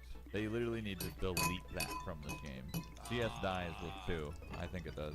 I also tried searching for exploits in CSGO at launch, but I couldn't really find too many. Although there used to be an interrupt setting that you could do that would make the hitboxes delay behind the person, so you could pretty much shoot them even if they went behind cover. Other than that though, there weren't too many. Now compare that to CS2. Just recently there was a hitbox issue that had the hitboxes completely off the actual model. There was also a jump bug that allows you to jump through ceilings or objects and shoot people through it. There was also a refund all command that would allow you to get free Kevlar and defuse kit if used correctly. There was also an FOV command that makes the game either insanely fun to play or horrible to play. Also, the Michael Jackson peak that CS2 even joked about in their Twitter banner. There's also a subtick issue, which I'm not even knowledgeable enough to talk about, and I'm sure all of you have heard about it or experienced it. I bet in a couple years I'll be making a video on old CS2 bugs and exploits or something like that. Anyways, all this will get fixed if it hasn't already. It'll just take a bit, sadly, and it is a bit disappointing to see how many bugs there are. Now let's talk about gameplay. The movement to me feels very weird in CS2 compared to CSGO, but it isn't bad, it's just kind of different. At first it felt horrible, but now that I've gotten used to it, I feel like I'm getting better at it. The B-hops in CS2 almost feel like you have to time them a bit later. I'm not too sure. CSGO movement was of course legendary and will always be one of my favorite movements in all of gaming. CS2 movement can live up to CSGO, I think. It just needs some time and also some surf servers. The gunplay in CS2 though, it feels amazing. How satisfying is it to hear that bassy ass sound when hitting a headshot? Or getting those cool little cards popping up at the bottom like another game. Another thing that made CS2 gunplay so much more fun to me was the follow recoil setting. Now, I know some of you are going to hate on me for this, but the follow recoil setting in CS2 is so fun. But it didn't exactly make me play better, sometimes actually making me play worse, because for some reason it follows pistol recoils, but still, it was something new and fun to play around with. I know people think the game is being too noob friendly with this, but just try it out for yourself a bit. It also helps out a lot of my newer friends play a lot better, so this would add on to the fun factor. I don't really know what else to talk about gameplay wise in CS2 because nothing really changed in my opinion. I mean, shit, chat. I think I'm gonna end it here. Fuck me, I'm full. About to go to a food coma.